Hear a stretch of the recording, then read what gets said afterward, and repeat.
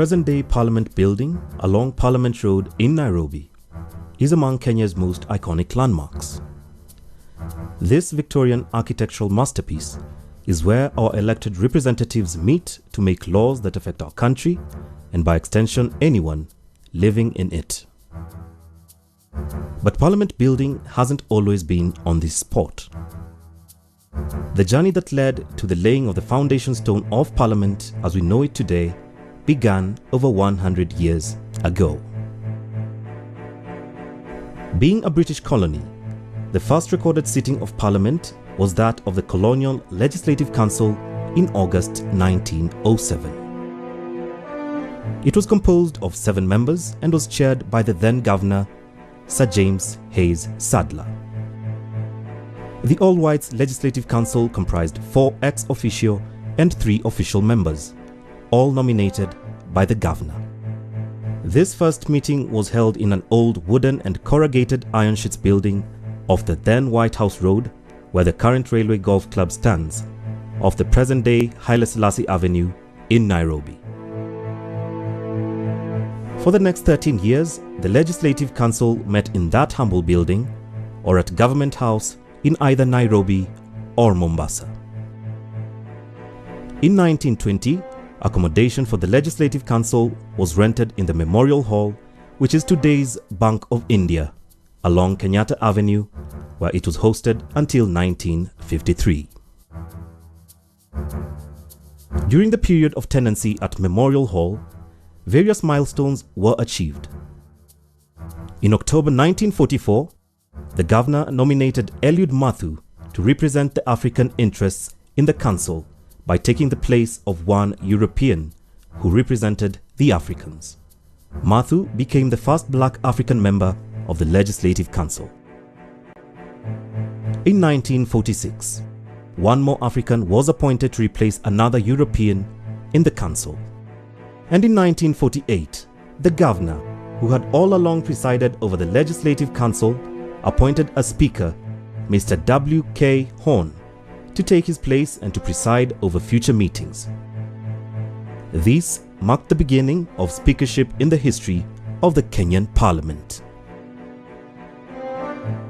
By the time the foundation stone of present-day Parliament building was being laid in 1952, the number of African-nominated members had increased to 6, and Clerk A.W. Purvis appointed to the Legislative Council.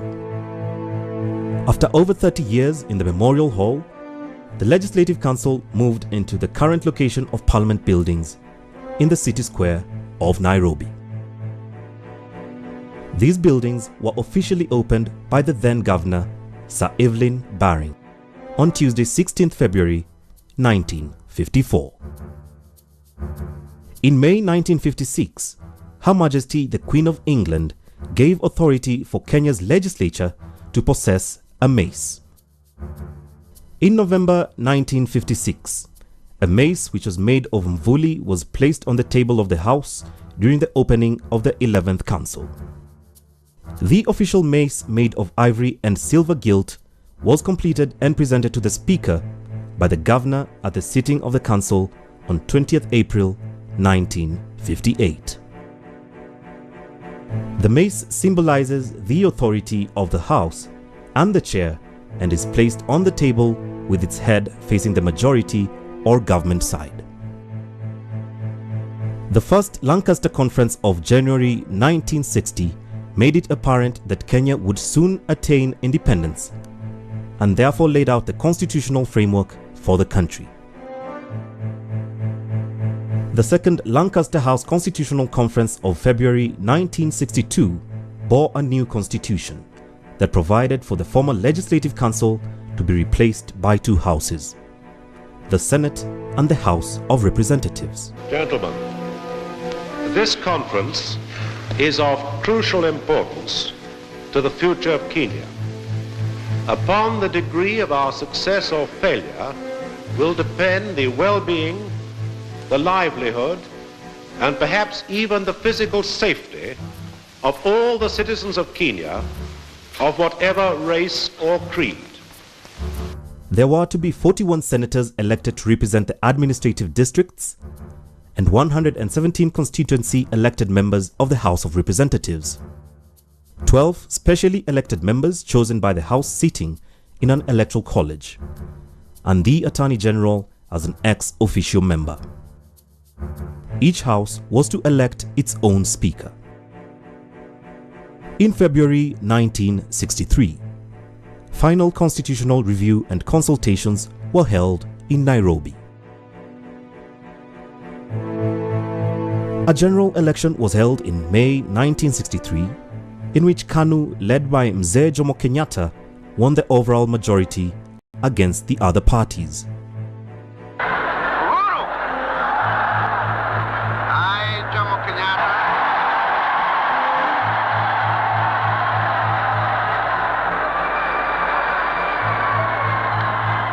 Kenya's internal self-rule commenced on 1st June 1963, popularly known as Madaraka Day. And on 12th December 1964, Kenya became a republic, with the day now observed as Jamhuri Day. In 1963, it became necessary to enlarge the parliament buildings to accommodate the increased number of legislators and to cater for the second chamber. HRH, the Duke of Edinburgh, laid the foundation stone for expansion on 13th December 1963. The extensions were completed and officially opened by His Excellency the President of the Republic of Kenya, Mzee Jomo Kenyatta, on Tuesday, the 2nd November 1965. By 1966, it was apparent that bicameralism wasn't ideal for the needs of independent Kenya. Consequently, both houses resolved upon an amendment of the Constitution of Kenya to merge the Senate and the House of Representatives. This amalgamation gave rise to a single chamber, the National Assembly. It comprised of 158 constituency elected members, 12 specially elected members, and 2 ex officio members, the Speaker and the Attorney General. 41 new constituencies were created for the serving senators. This became effective from 5th January 1967, when the House was prorogued, and upon resumption of Parliament on 15th February 1967, the National Assembly sat for the first time as a unicameral house. The first Parliament of independent Kenya ran from 1963 through to 1969 under the speakership of Sir Humphrey Slade in the House of Representatives and Honorable Timothy Chokwe in the Senate. The first Parliament was dissolved on 7th November 1969, giving way to the second general elections, which ushered in the second Parliament that sat from 1970 through to 1974 under the speakership of Honorable F.M. Marty. Leonard Ngugi served as the first clerk of the National Assembly. His Excellency the President Mzee Jomo Kenyatta died on 22nd August 1978 and was succeeded as President by Daniel Toroitich Arap Moi, who dissolved the Third Parliament on 20th September 1979, and subsequent general elections were held on 8th November 1979, giving rise to the Fourth Parliament. Honorable Marty's speakership ended with the Fifth Parliament between 1983 and 1987. The Sixth Parliament, that ran from 1988 to 1992 under the speakership of Honorable Moses Arap Keino and later on Professor Jonathan Ngeno, was dissolved on 28th October 1992. Subsequent elections held in December 1992 ushered in multipartism in the Seventh Parliament, which lasted until 1997. The Seventh Parliament, with Honorable Francis Ole Kaparo as the fifth Speaker of post-independent Kenya, was dissolved on 10th November 1997, and the Eighth Parliament, elected with increased membership of 210 members during the elections of 29th and 30th December 1997.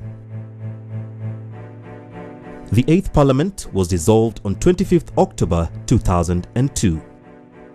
The elections of 2002 witnessed changes in the political leadership, where KANU, the ruling party since independence, was defeated by the NARC coalition. This paved way for the 9th Parliament that ran from 2003 to 2007, marking the end of Honorable Kaparo's speakership. The 9th Parliament lasted until 22nd October 2007, when it was dissolved, giving way to the 10th Parliament. The 10th Parliament, under the speakership of Honorable Kenneth Marende, spanned 2008 to 2012 and accommodated a coalition government. The promulgation of the 2010 Constitution saw the return of a bicameral system of parliament that was witnessed in the first post-independent parliament. It provided for the National Assembly and the Senate. As a result, the 11th Parliament has 2 speakers, one for each house. Honorable Justin Muturi is the Speaker of the National Assembly, and Honorable Ekwe Ethuro is Speaker of the Senate. Every 5 years, there are national elections and a new government formed, or the existing one returned, and a new parliament assembles. Members of parliament come and go, but the traditions, procedures, and duties of our parliament have been handed down over hundreds of years and will be with us for many years to come.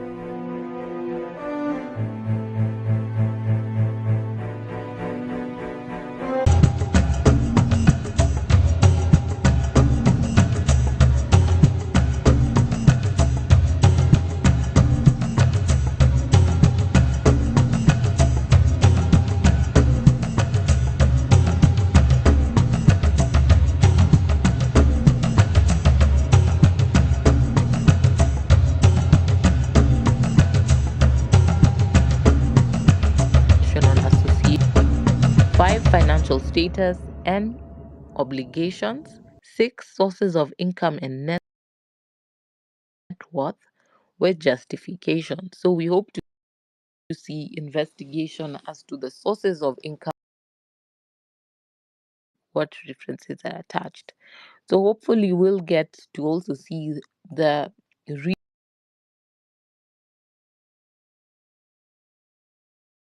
renominated cabinet secretary nominees, an analysis as to their 2-year stint in office, because their last job is the employment history, which was as cabinet secretaries.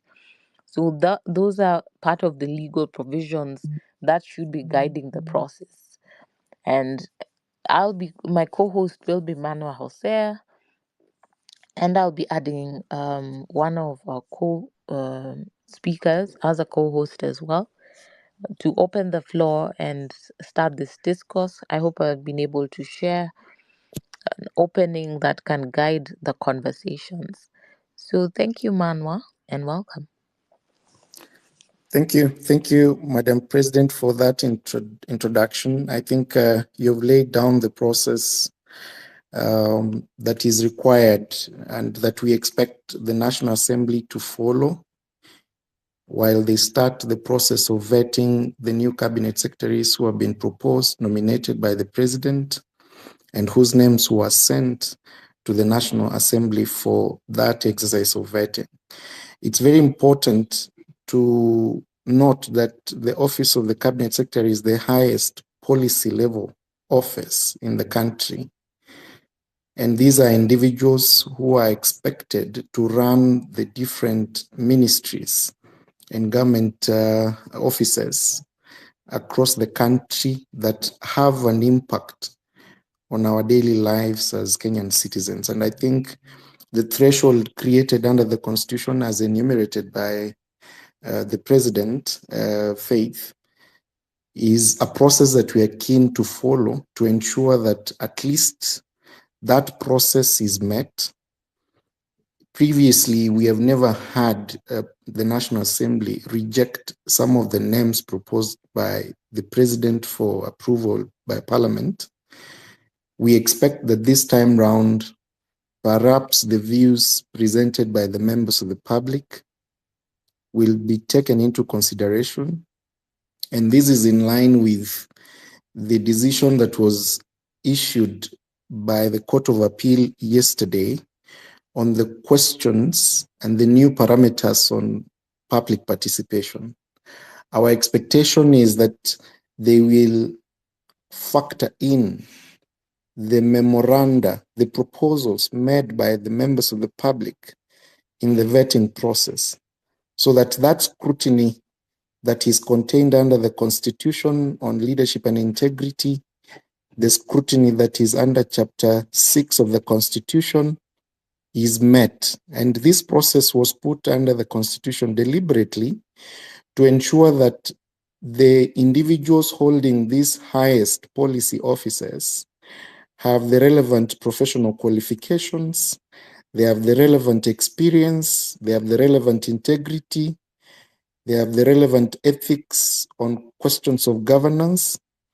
And what we demand, and I think we expect from the National Assembly, particularly the committee that is undertaking the process of vetting, is a proper scrutiny, a rigorous process, a proper evaluation on the character, the experience, the ability, and their performance, the previous performance, because this is a job application. It goes through a substantive and procedural process of appointment, and you have to show your qualifications, you have to demonstrate your abilities, and we will want to see that, particularly the cabinet secretaries who are reappointed back into the positions they were holding or reshuffled in the process of reappointment.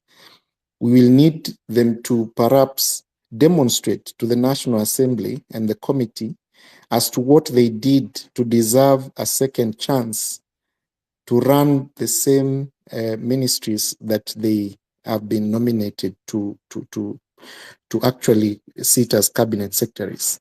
And so this is the conversation, because essentially the previous processes of vetting has been an exercise in futility, because we have had cabinet secretaries who have been nominated, but they do not have the requisite qualifications to hold those offices.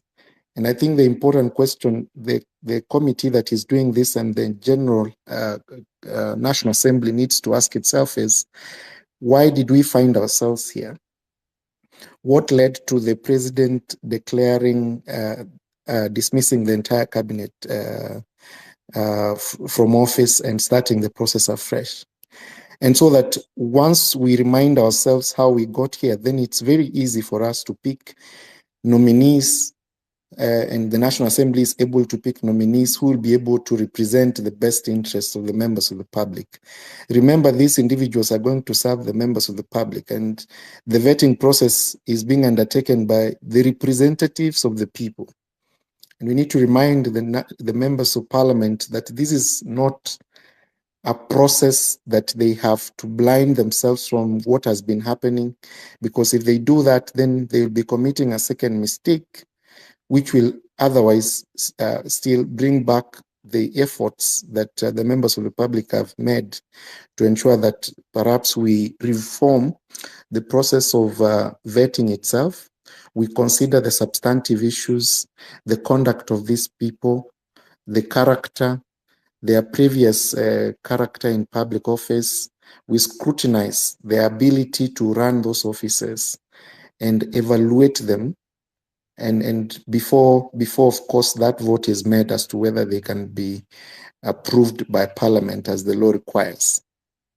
As the President indicated, we have several speakers. We will want, I will want perhaps to invite, I can see PLO is here already, to make his opening remarks, even as we invite conversation on these questions, the expectations that we have on the National Assembly going forward from today, what we expect them to consider while vetting these individuals, because the decision they make will ultimately affect the lives of people or the lives of Kenyans. I want to invite PLO, if you can hear me, kindly, if you can take over the microphone.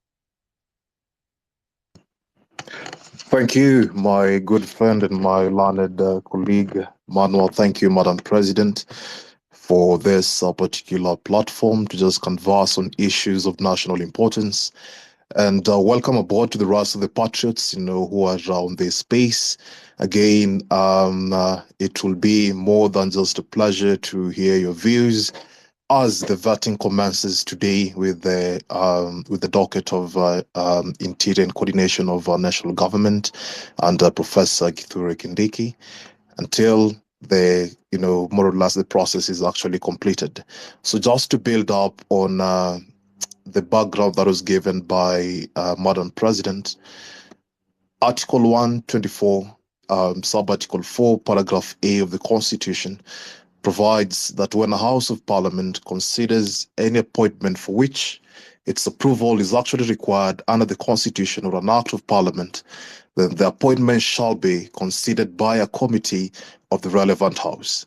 So this committee of the relevant House is the Committee on Appointments, one of the most powerful committees of Parliament, and it is established under Standing Order 204. Sub-Standing Order 1, and equally as read with Standing Order 204, Sub-Standing Order 4, and provides that the Committee on Appointment shall consider for approval by the House the appointments under Article 152, Sub-Article 2 of the Constitution, which provides for the vetting of the cabinet secretaries. So the composition, just to give you a highlight of how the committee is actually composed, the Committee on Appointments in accordance with Standing Order 204, which provides that that select committee, shall be, designated the Committee on Appointments to be appointed by the House, and it shall consist, one, the Speaker of the National Assembly, who is the chairperson of that committee, the Deputy Speaker of the National Assembly, the leader of the majority party, the leader of the minority party, the deputy leader of the majority party, the deputy leader of the minority party, and not more than 15 other members nominated by the House Business Committee, which is also chaired by the Speaker of the National Assembly, on the basis of what we call proportional party membership in the House, and taking into consideration the numerical strength of the parties and the interest of independent members. So this committee is always appointed within 7 days on assembly of a new House, and shall serve for a period of 3 years, and that appointed, and if appointed thereafter, shall serve for the remainder of the term of the assembly. So that is the background of the committee, that you should expect to take over this particular exercise. So what I do expect today as the vetting commences, I would expect that parliamentarians, at least this time, just this once, they shall be,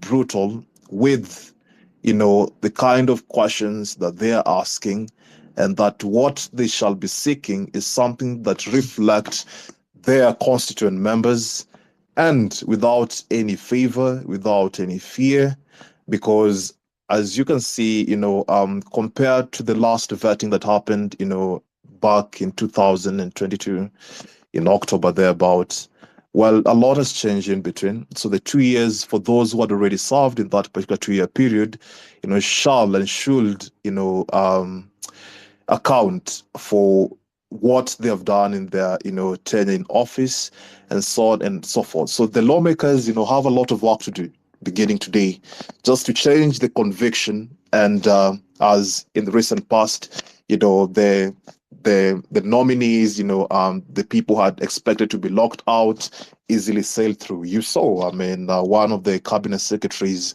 the committee on appointments proposed that her nomination should not sail through. But what happened? She was subsequently, given that position by the president. So that tells a lot of the kind of integrity issues that we have. And technically, when you do that, it is more or less a mockery of the useful mechanism, to just ensure the best people get these top public positions. Because what we want is a qualified cabinet. What we want is a cabinet, that would implement proper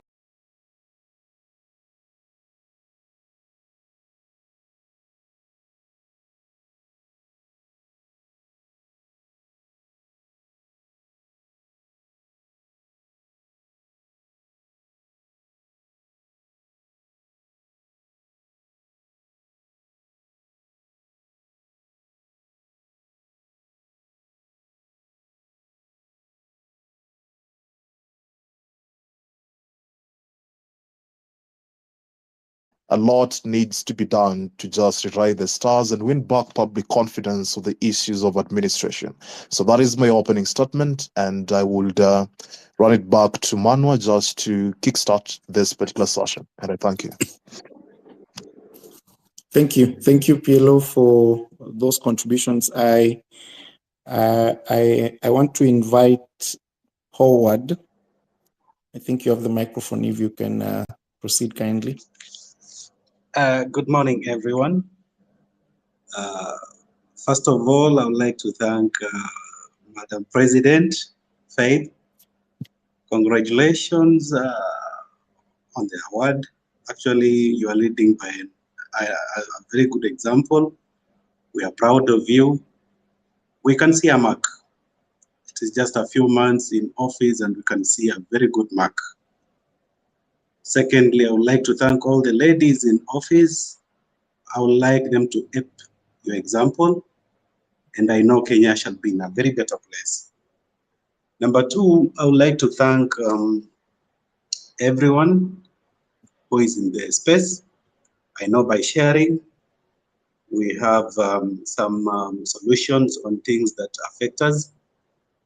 And I'll go directly to the appointments. We have seen what the president has done. And actually, I'll be frank enough and say some of the guys that were appointed, actually, should I say appointed or elected? For example, someone like Oparanya. Oparanya is tainted. Oparanya is not clean. I mean, not all of us are clean, but I just want to say that Oparanya should just step back because his name is not yet cleaned. We know everyone is innocent until proven guilty, but to me, I know he is guilty until proven innocent. Number two, Joho is academically dwarfed. He has no any experience in that position. That one I can tell you without any fear of contradiction. So those are the two names that I think should not appear on that list. We've seen the president elect so many good people, and for example, the lady he has appointed in the office of the Attorney General. Why is it that everybody has not any problems with the appointment? Why? Because she fits in that position. Even without vetting, she fits in the position. So I think there are some names that were chosen just because of political affiliations, political rewards. But I'm looking forward to seeing this vetting group doing their great job. I know they are listening, and if they are really listening, they should give Kenyans what they expect. If they will not, they'll be blamed. Yeah. So that is it that I wanted to share with you, and I'm thankful because I'll be that brave. Thank you so much. Thank you, Dr. I am hoping that the National Assembly, of course, will pay attention to the communication from the Ethics and Anti-Corruption Commission, because part and parcel of the work they need to do is to ensure that they assist the National Assembly to actually unearth individuals who have ongoing investigations, ongoing cases. You remember we had the courts watered down the Article 10 and Chapter 6 provisions on leadership and integrity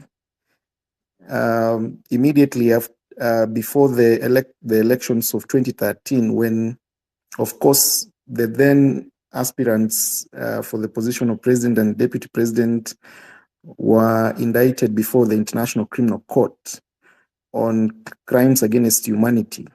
And of course, the expectation we had at the time was that on the basis of that indictment alone, perhaps the IEBC should not have approved their names. And of course, subsequent to that, we have had individuals, of course, hold public office while they have pending matters before courts of law. And I think it's very important that the National Assembly redeems itself by paying attention to the recommendations made by the Ethics and Anti-Corruption Commission and any other agencies that are involved in investigations that touch on the nominees who have been presented before the National Assembly. Of course, we have concerns, and of course the members of the public have concerns with regard to the experience of some of the nominees. Remember, a majority of the cabinet secretaries who are not renominated, most of them lacked in terms of having relevant professional qualifications with regard to the offices they were running. And at the same time, they also lacked proper experience to be cabinet secretaries. There's a difference between being a cabinet secretary and being a politician. And I think the drafters of the Constitution had good intentions to ensure that politicians do not hold cabinet positions, because cabinet positions are the highest policy level of government, where you expect people with the skill set, the proper qualifications, and experience, and of course adding up to the issues of integrity and experience on governance. And that is why Parliament has been given that chance to evaluate keenly these individuals, even those who the members of the public have said lack in terms of academic qualifications, perhaps to be questioned as to how they're going to run those ministries. Because if you have a cabinet secretary at the top who does not understand, who does not have the experience, the ability to perform their duties, that inability boils down to the other people under that ministry and ultimately affects delivery of services to the members of the public. And of course, we'll be keen to see how Parliament proceeds with that issue of inexperienced cabinet secretaries, who have integrity questions. Pius Osoro. Wakili, I think you had Pius, called are me you there? earlier, but then Or just before Pius, Howard, you can thank you. proceed. Thank Howard. you. Thank you, Wakili. Thank you so much. And thank you, President, for creating this space. Those who have spoken before me, that's President Wakili Manwa, PLO, and Ignatius. I think they've done a good job trying to just give us a picture what the law says about the question of nomination of the cabinet and the vetting of the cabinet. So I would not want to repeat. I will perhaps take a slightly different trajectory and just look at the nominations that have been done and the expectations that we have as the public. In the wake of elections 2022, I listened to a few debates about how a president goes about putting together his cabinet. And these conversations were going around two things, that a president would perhaps consider the economy or economic well-being, or consider the political well-being. Someone was trying to do an analysis of how previous presidents have done a balance between the economy and politics. Something like, President Kibaki, President Moi was doing well politically but poor economically. President Kibaki was doing well economically but doing poor politically. And he was just trying to say that when a president is putting together his cabinet, they will normally try to balance that. The nomination of this cabinet that has just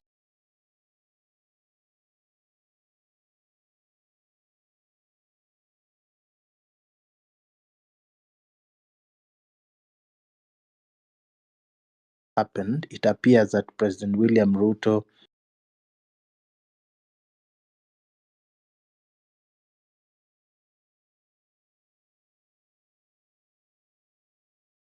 have taken a back seat and the corruption has been growing at an alarming rate. We were thinking that he's going to put up a cabinet that will address wastage in government. By wastage, I mean loss of government resources, not necessarily to corruption, but it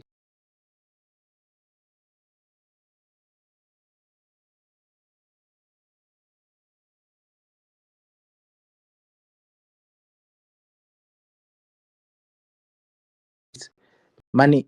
We are talking about money that is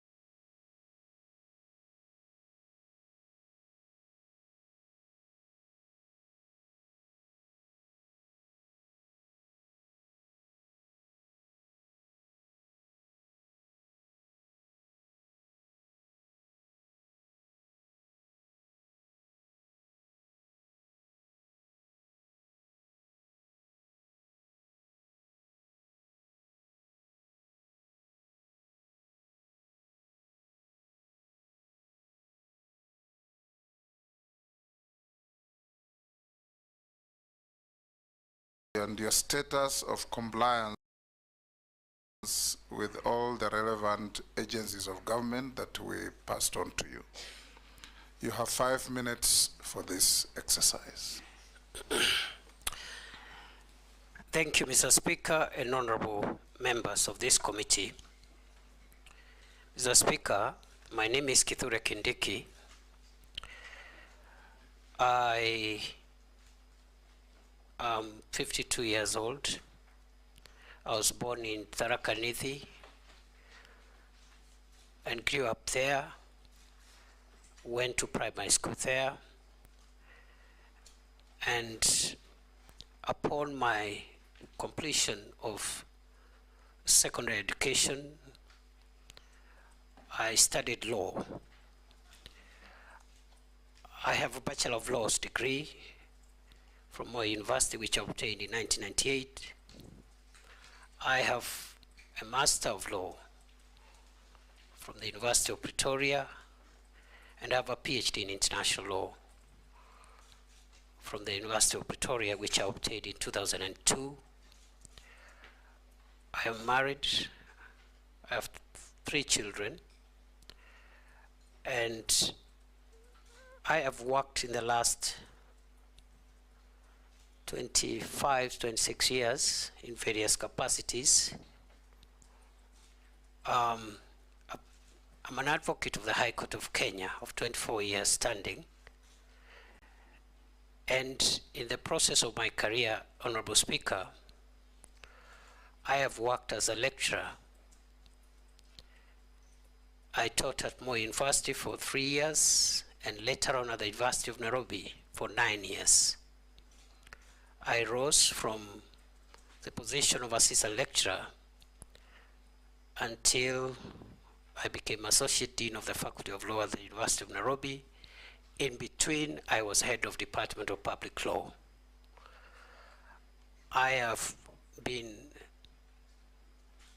licensed to practice law in Kenya, but also before international courts and tribunals, including the International Criminal Court, where I still remain in the list of Defense Counsel.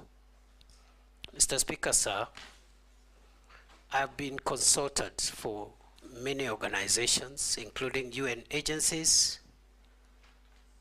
regional organizations like IGAD, COMESA, African Union, East African Community, and also I am a member of a number of professional organizations, including the Academic Council for the United Nations System, the International Association on the Study of Forced Migration, the International Commission of Jurists, the East African Law Society, and the Law Society of Kenya. I submit. Thank you. Status of compliance. Mr. Speaker, sir, I have filed to Parliament through the clerk my compliance with the Higher Education Loans Board, my compliance with the Kenya Revenue Authority in terms of tax compliance. I also have filed my compliance with all the other statutory bodies, including EACC, as well as the clearance from a recognized credit bureau, as was guided. And therefore, I want to submit, Mr. Speaker, that I've complied with all the statutory requirements as was guided by this House. And you have all the documents? Yes, I do. You'll pass them on to that sergeant next to you to give to Sarah Kyoko to have a look at. Does that include the certificates? Yes, yes. Okay, all right. She'll compare with the copies that you sent to Parliament.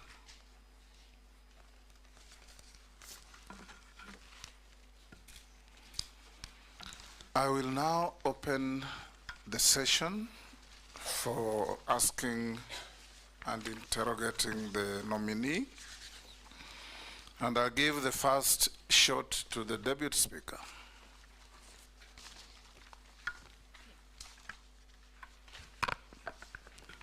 Professor Kindiki, I know this is within your knowledge that the Maraga Task Force on Police Reforms identified many challenges in the National Police Service, the Kenya Prison Service, and the National Youth Service as underfunding, endemic corruption, poor handling of human capital and development. So could you highlight for us some of the police reforms that you undertook during your just ended tenure as Cabinet Secretary for Interior, Internal, National Administration? And also, if approved, what are some of the measures that you will put in place to implement some of those recommendations? Thank you. Thank you very much, Mr. Speaker. I forgot to say between 2022 and 11th July 2024, I was the Cabinet Secretary for Interior and National Administration. Mr. Speaker, in response to the question by the Deputy Speaker, I respond as follows. That the task force that was established to recommend legal, policy, institutional, and other reforms in the National Police Service and the Kenya Prison Service made far-reaching recommendations on a number of issues, including welfare issues, leadership and accountability issues, career progression and succession management in the National Police Service, and also operational capabilities, equipment, and so forth. Mr. Speaker, sir, that task force recommended 221 recommendations that require administrative action. It also recommended a further 178 recommendations which require funding but do not require any changes in law or policy. The task force recommended another 177 recommendations which may not require funding but require legislative and policy changes.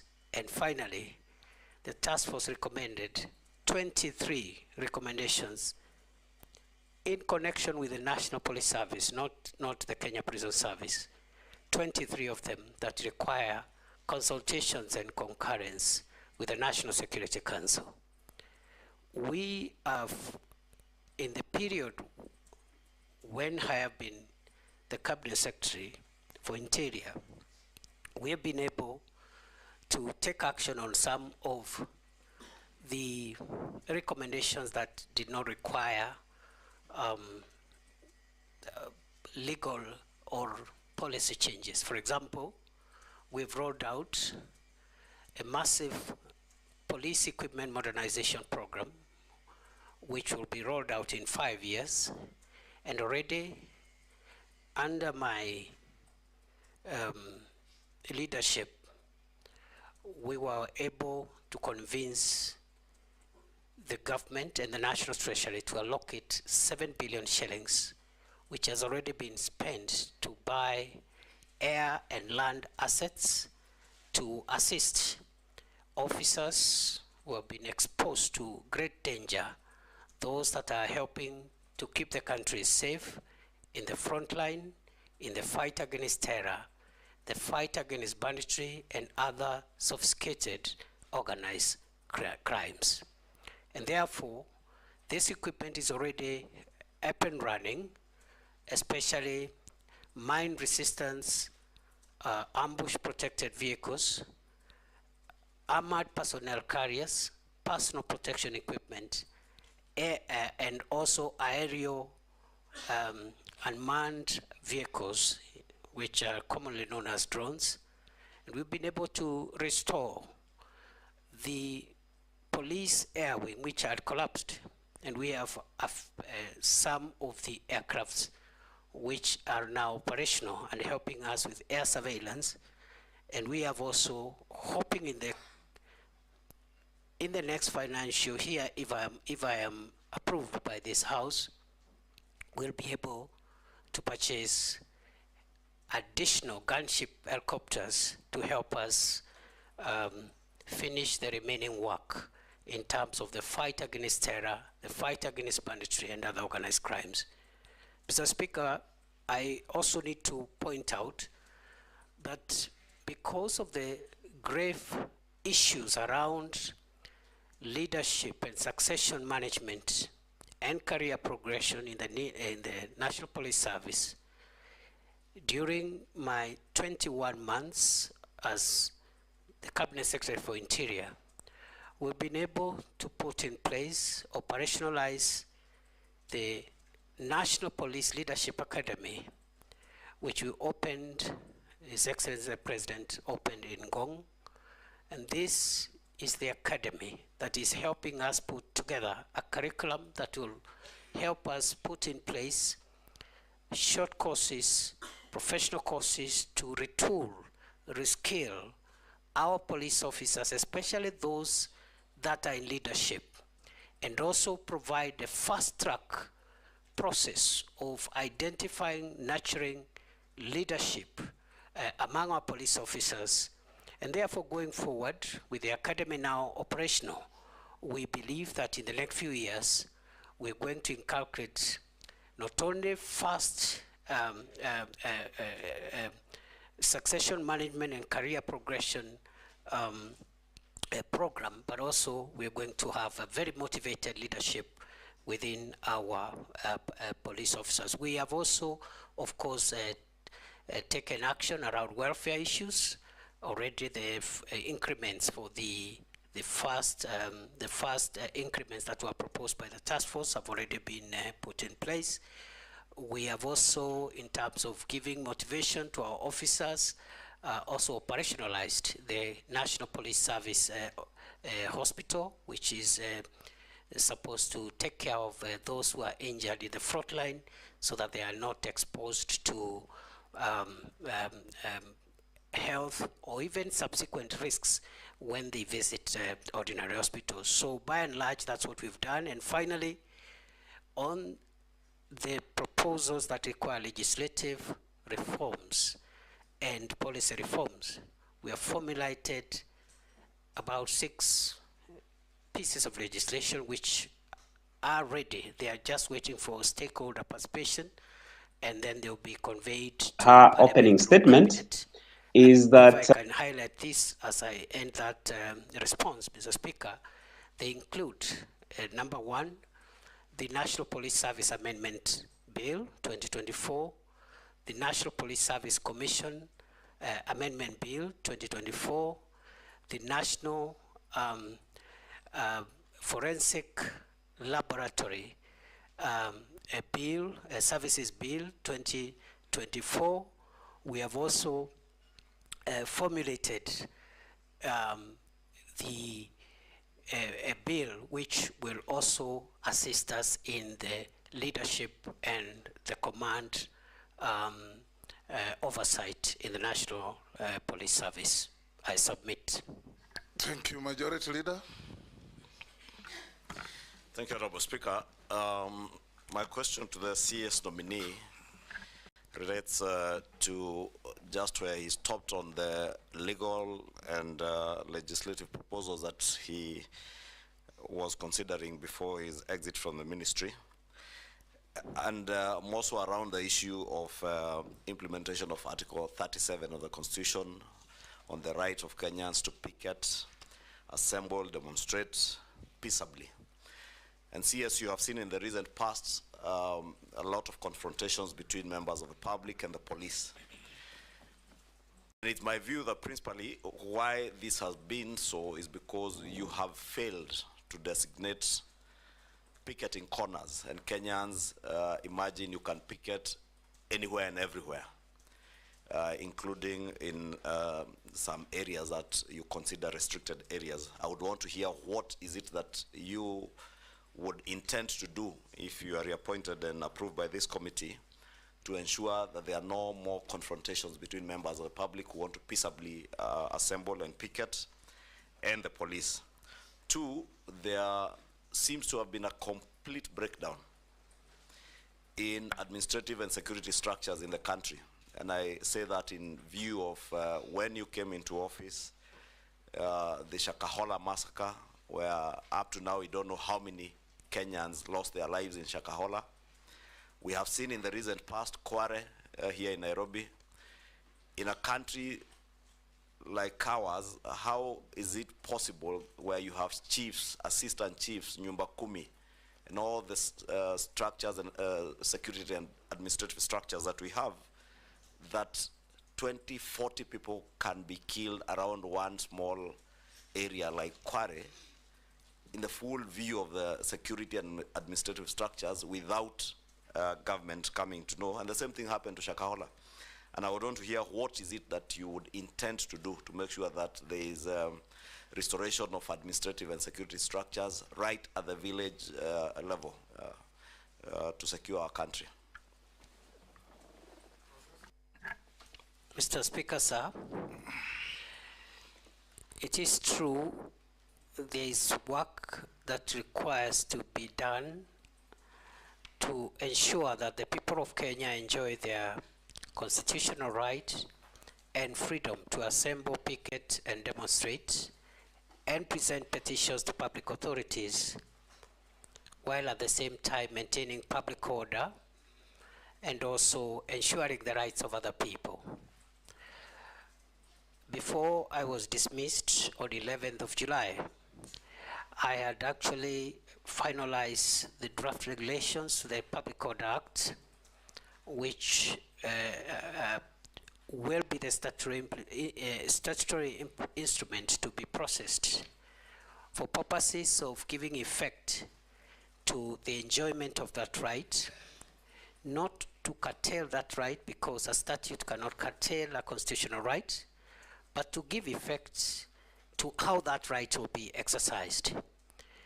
Those draft regulations, when completed, will be able to help the police do a number of things. Number one, obligate the police to escort protesters and provide security for them, but also to ensure protesters don't run amok and overrun members of the public who are not protesting.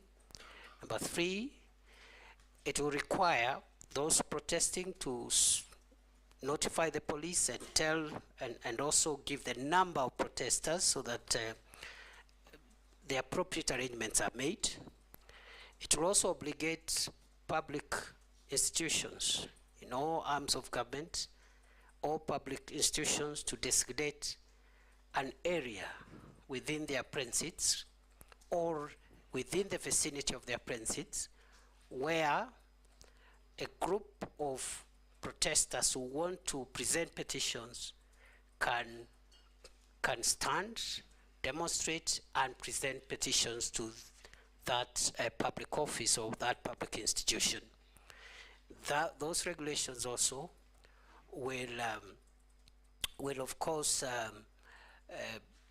ask protesters to also be responsible for their own conduct, and therefore we hope that if I am approved, this is a low-hanging matter. It's something that we can process in the shortest time possible to avoid a situation like what we've had in the past 1 month of protests which are unmanaged and which have exposed us to deaths and destruction of property and a lot of inconvenience to the people of Kenya.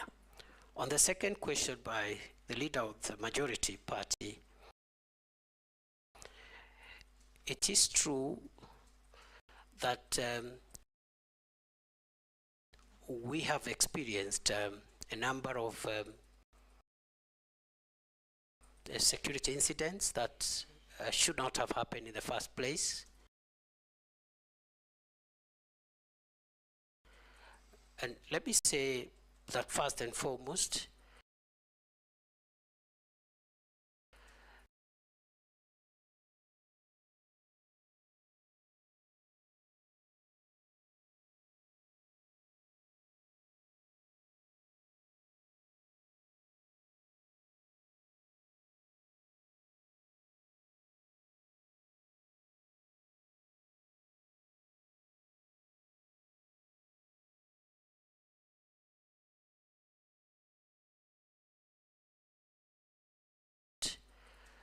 the Shakahola incident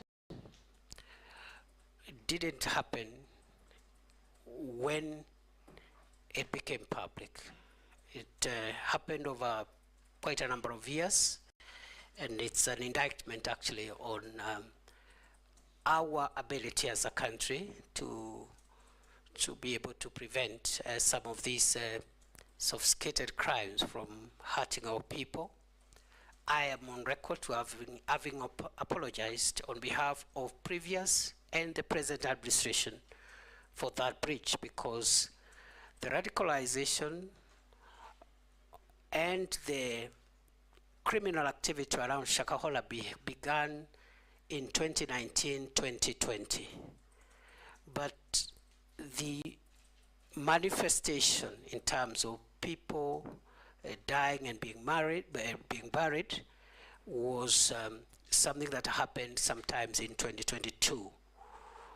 And the Shakahola incidents will remain the most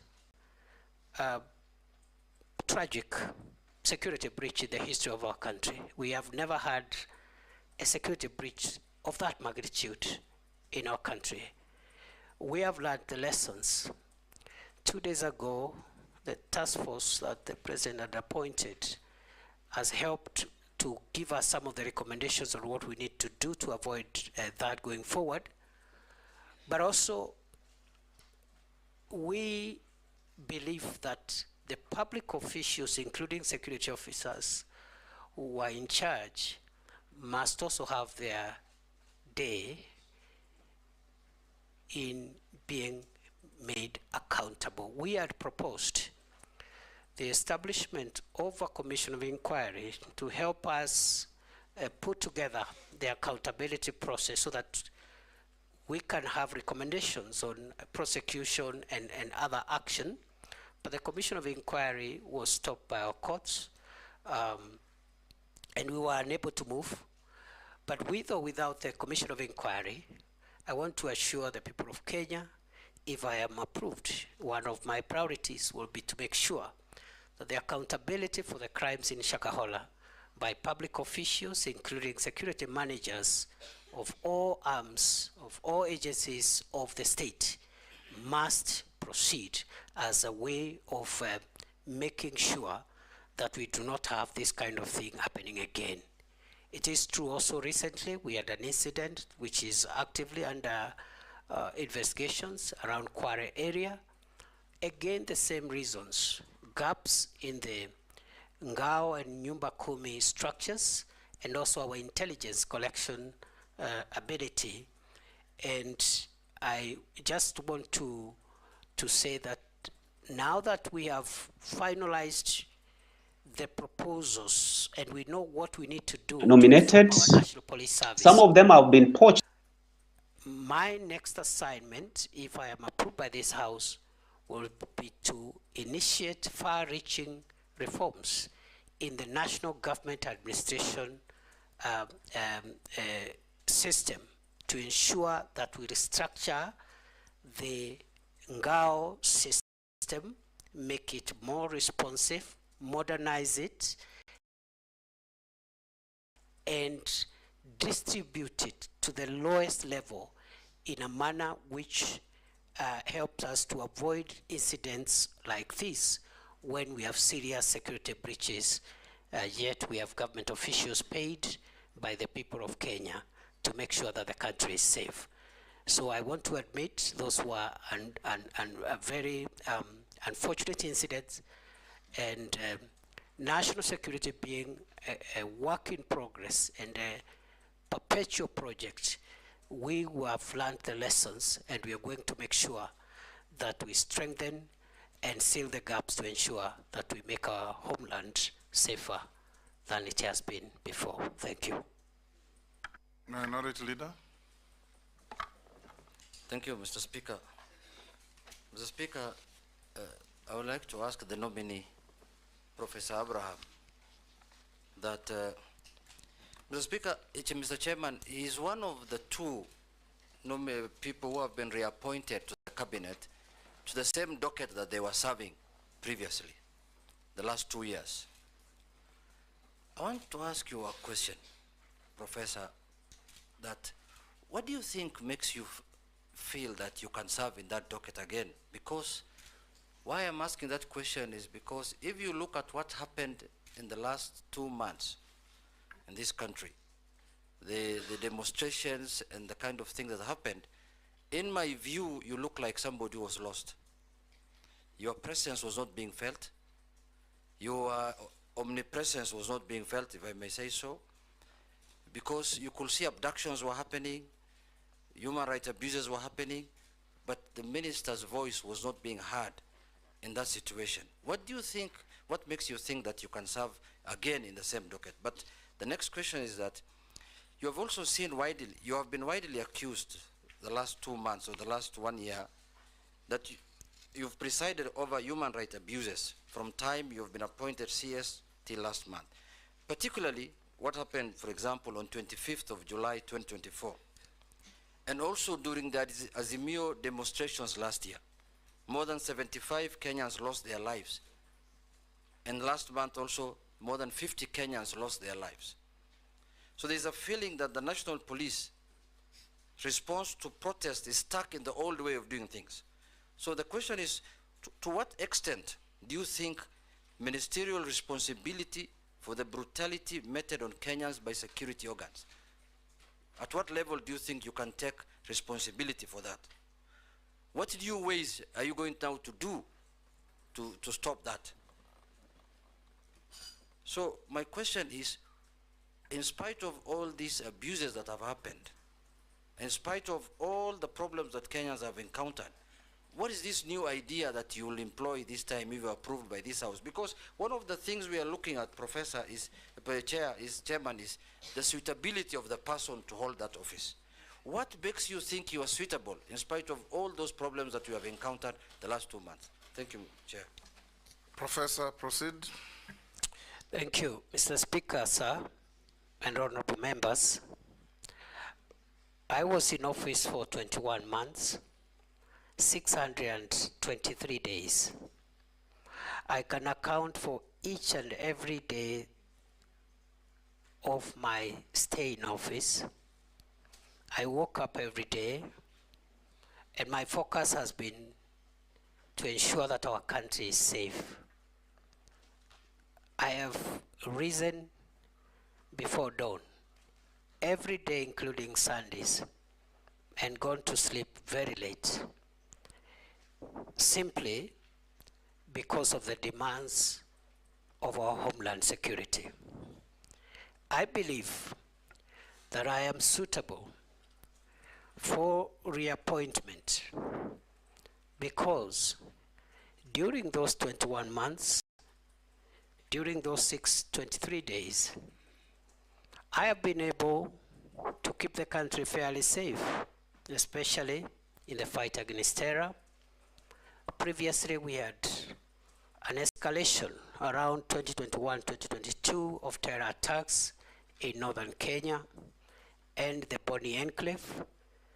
And in the past 2 years, approximately, we've had stability in northern Kenya and Lamu.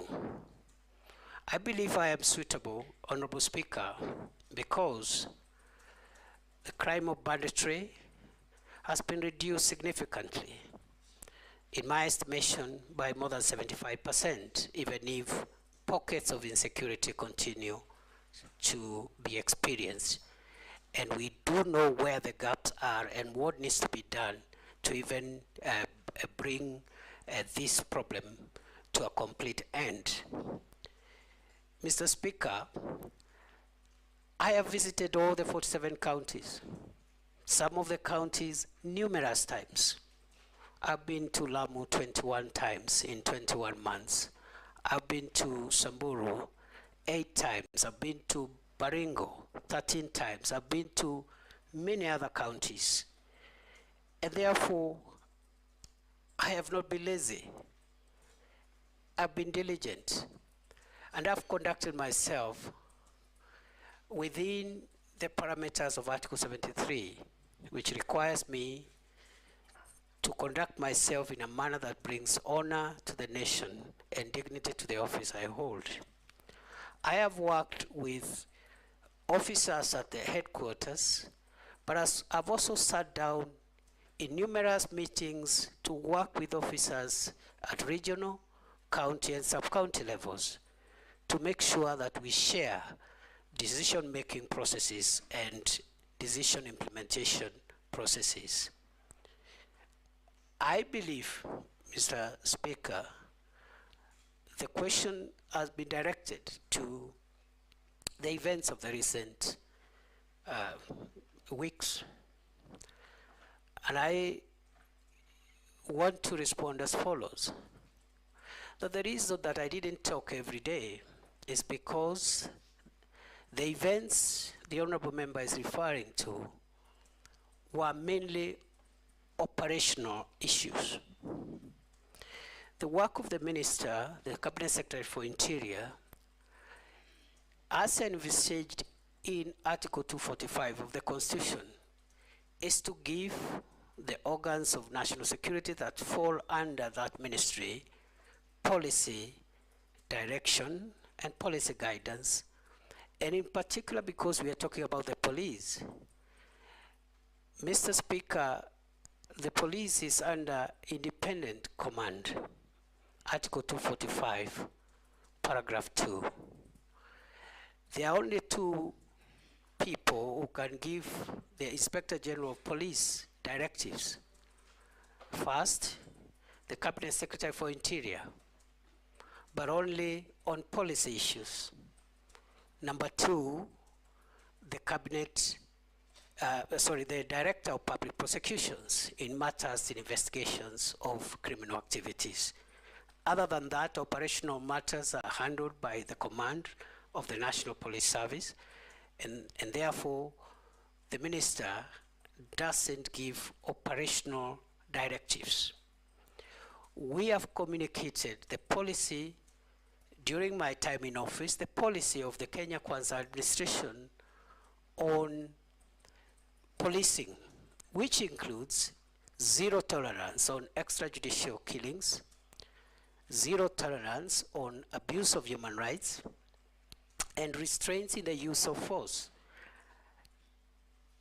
Limited only, the use of force being limited only to cases contemplated in the Constitution and the National Police Service Act and the schedule thereto in the defense of life of the officer or the life of the people of Kenya.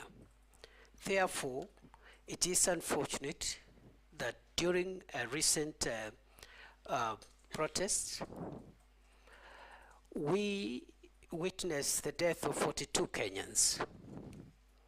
We also had injuries, 486 civilians and 385 police officers were injured.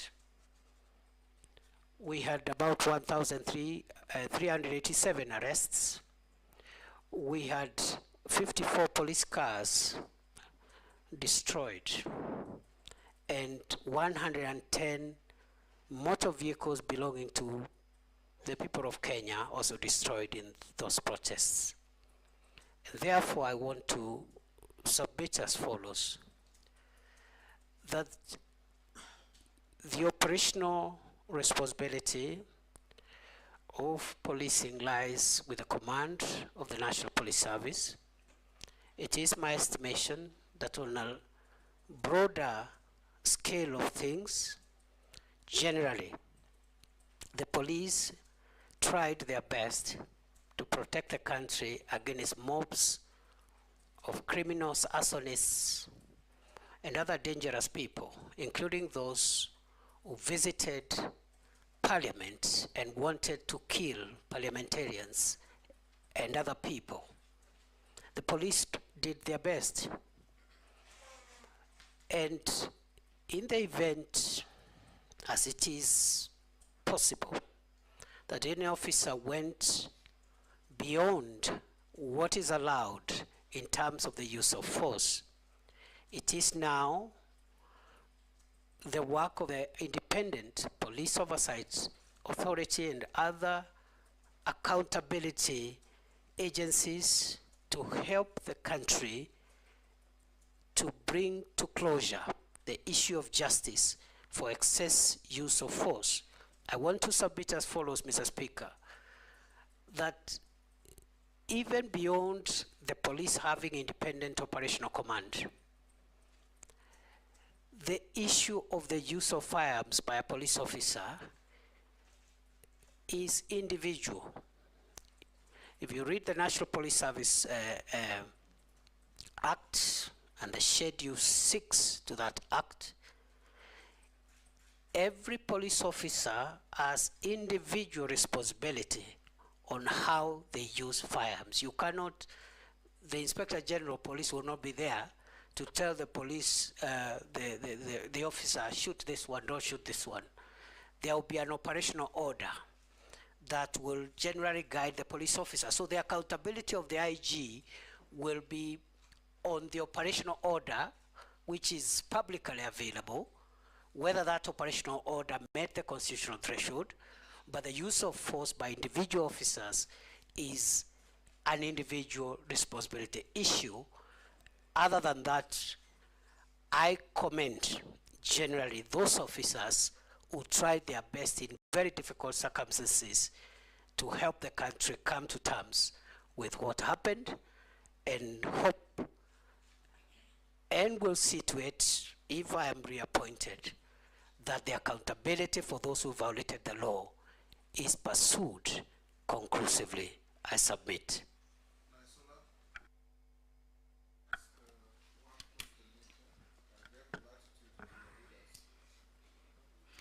Thank you, Mr. Speaker.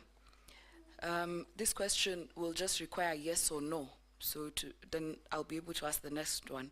So Professor Kindiki, are you aware that for the last 2 years, we have internally displaced persons in parts of the North Rift, that is Samburu County, parts of Baringo, Elgeyo Marakwet, and other parts of the North Rift? It's a yes or no? Yes. So if this committee finds you suitable to hold this office again, what measures will you put in place to see that these families go back to their homes, and especially going children will go back to school and people can go back to their homes and live peacefully? Mr. Speaker, allow me to ask the last question, which is also, are you aware that there are people in the North Rift who were killed in broad daylight, in marketplaces, in towns, for example, in Samburu West, in Suguta town? There have been abductions, and this current administration, which you served in, during its campaigns and has continuously said that you will not have issues of abductions, issues of extrajudicial killings, but I want to put it across to you that it has been happening. There are people in those counties who are missing to date. They have been abducted. I want to ask you whether you're aware, and we have sufficiently been informed that it is alleged that it is security officers who have abducted these people. Is that one of your measures of ensuring insecurity is settled in these areas? And do you think, as a professor of constitutionalism and ensuring we follow the Constitution, is that the right way in ensuring fair justice even to those who are accused? Professor? Mr. Speaker, now that the kinetic operations that we launched in February 2023 has yielded significant fruits, the issue of the North Rift will not be complete until those that were displaced because of the violence meted upon them by bandits, groups and gangs are returned to their homes. And therefore, it is going to be my priority, if I am approved by this House, to make sure that in line with the rights of every Kenyan under the Constitution and the relevant instruments, including international instruments on the prevention of internal displacement, we're going to resettle, facilitate the resettlement and reintegration of all communities that were displaced by the menace of banditry. Secondly, I've been asked to respond to the allegations about abduction. During my tenure as minister, I made it clearly, clear to the police that abductions, extrajudicial killings, and extra-constitutional means of apprehending offenders is against government policy, is against the Constitution, is against international law. I must hasten to say my observation, because I've been in the front line more than any other place, especially in North Rift, in northern Kenya, and the Boni Enclave. The officers who served in the special units in counter-terrorism and counter-banditry, the formed-up units have been quite professional, generally. But just as I've said in the previous question, in the event there are any infractions, there are any reported infractions and excesses by the special forces that are helping us to fight banditry, again, IPOA and other accountability mechanisms must be put in place to ensure that we do not spoil the very good work that is being done by our officers in the front line. Some of them have died, others have lost limb, officers have been destituted. Point of order, Chairman, I was saying that, you know, the nominee is a professor, and professors teach in the university, so he can answer questions like somebody who's in class teaching us. I was requesting through the chair that, through the chairman, that he can do faster. Chair. Professor, be concise and precise and to the point. I submit. Thank you. Nelson, we'll just come around. Yes. Thank you, Honorable Speaker. Professor Kindiki, it's unprecedented that twice in 2 years we've had to apply Section 241 of our Constitution in deploying our officers, our military officers, to back up the police, both to quell the protest and initially sent to the North Rift. What exactly is the state of our police force? There are so many things that are flying around, gossip, that number one, our officers, police officers could be demoralized. Number two, is there a situation that you feel the police at some point are very hesitant to execute some of the assignments they're given because of lack of morale? And you as a CS, the accusations that you've not helped in boosting the morale of our police officers. What exactly is the state of our police force? Professor? Mr. Speaker, yes, we have applied Article 241 twice. And I think there is nothing abnormal with that, Mr. Speaker, because that is why that article exists. So that whenever there is need, the National Police Service may request the support of the Kenya Defence Forces to handle either an emergency or a disastrous situation. On the case of the North Rift, it was important to get the support of the KDF because at that time the National Police Air Wing had collapsed. Right now it's operational. We didn't have air assets, we didn't have adequate long-range unmanned aerial vehicles, and therefore we needed the support of the military. But the effort in North Rift is police-led.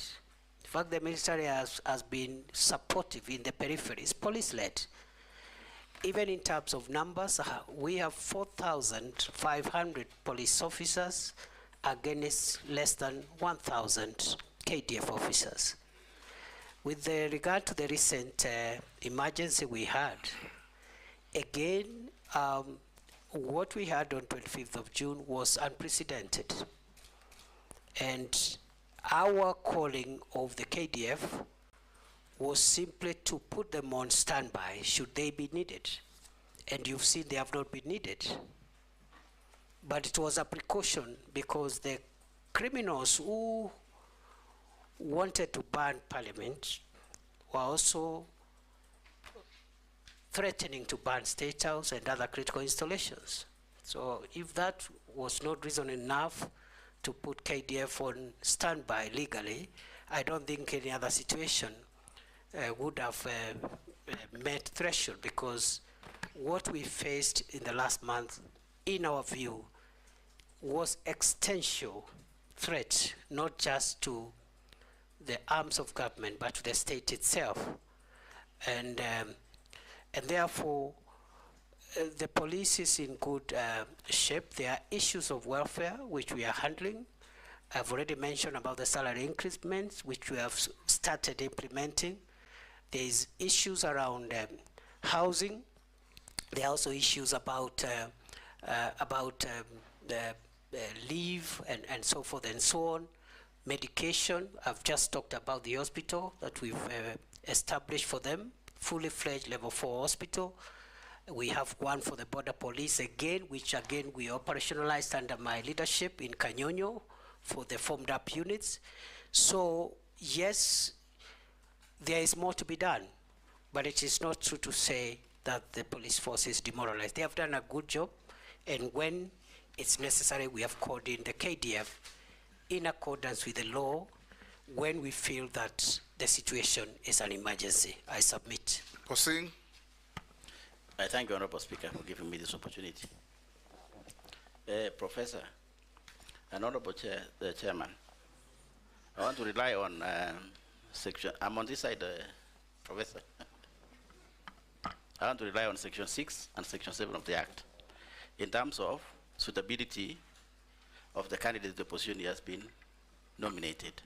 And in this respect, Honorable Speaker, I want to take the minister in terms of suitability on his credibility in terms of respecting what he says, in terms of implementing what he says. Because it's been, this is the second time he's been given a chance. And Speaker, I want also the nominee to know that absence of war is not necessarily peace. Whatever is happening in the North Rift, Honorable Speaker, there is relative peace. There's no war, but it might not necessarily mean peace. What am I saying, Honorable Speaker? The candidate, as an example, the candidate came to the North Rift. We had engagement as leaders of the North Rift, and specifically West Pokot County, as an example of the entire country. I don't know what happened, so what the minister did in the other places, but possibly maybe he did what he did in West Pokot, which is, we agreed on a number of issues, Honorable Speaker, in terms of strategies of bringing peace, including establishment of sub-locations or bringing even the security near to the people so that we avoid the Shakaola things and so on. And the minister agreed with the Honorable Speaker with us in West Pokot. And we also agreed to put security in strategic areas. It might happen in other parts of the country. The minister agreed. And Speaker, nothing happened. Nothing has happened so far. Now, if Parliament sees it fit and approves the minister again for this position, what's going to happen? What is the minister going to do different, Honorable Speaker, to gain credibility among people, among Kenyans themselves, who might feel that the minister lied to them? And finally, Speaker, take home for the minister. This idea of giving police accounting as an accounting, or to manage their own money as an accounting officer, I want the minister to take home in terms of the security, the strategic security of this country. What does that mean in terms of security of this country? Going into the future, there are critics, Honorable Speaker, that say, how do you give the police the gun and you also give them the money? What's going to happen? It might pose a serious security in this country going forward, maybe many years in the future. I thank you, Honorable Speaker. Professor. Thank you, Mr. Speaker. Mr. Speaker, it is true that... Those are just two simple questions. Did you honor what you did and said in Pokot? And is the police fund tenable? Very simple. Mr. Speaker, it is true that some of the things that I promised have not been realized, especially the issue of operationalization of new administrative units. But it is also true that some of the things I promised have been realized, and I thought the honorable member would be kind enough to notify the House and the country that during the same consultations I had promised that we will provide, train and equip 200 National Police Reservists for West Pokot, which we did. Number two, we had promised to set up a security camp at a place formerly called Lami Nyeusi, which is now called Lami Nyeupe, which we did, and so many other things we did. But the issue of the units is outstanding, and not just for West Pokot, but also for a few other counties, including some parts of Baringo, Samburu, and a few other counties that did not benefit from the operationalization of units, and that is work that we are going to complete if we are reappointed. On the second question, I do not think there is a problem with giving the National Police Service money and control over resources relating to their operations. The operational budgets of the police must be run by the National Police Service themselves, and not by the ministry, not by the office of the president. And in my view, if there are issues of lack of effectiveness, it is not because the police have their own budget. If anything, it should help them even work more efficiently.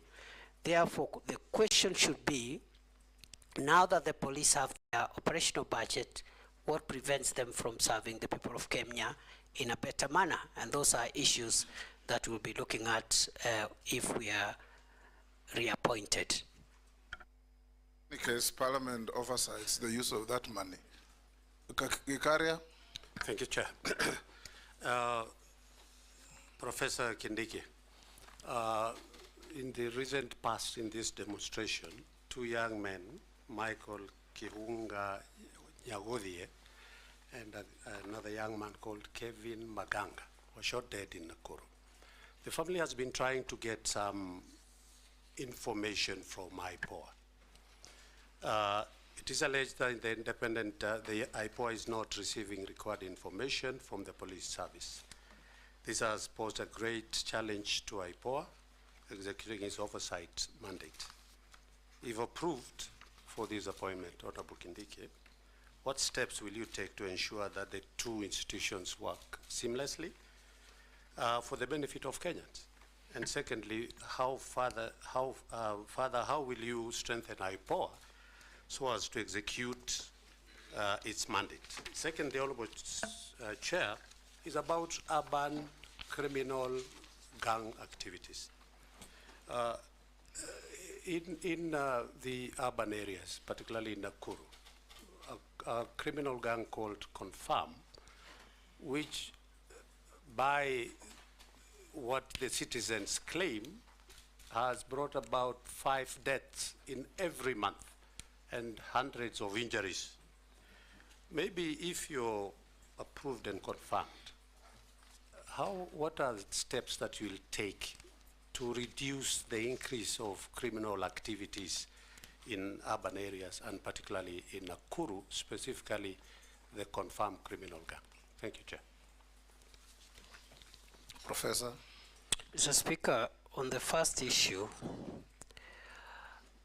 the relationship between IPOA and the National Police Service is an ongoing conversation, and it's not unusual. It happens all over the world that the police and the bodies oversight them have normal institutional tensions. We have, during our tenure in office, we have encouraged these institutions to work together because each one of them is playing an important role. It is the same problem we had between the police service and the Police Service Commission.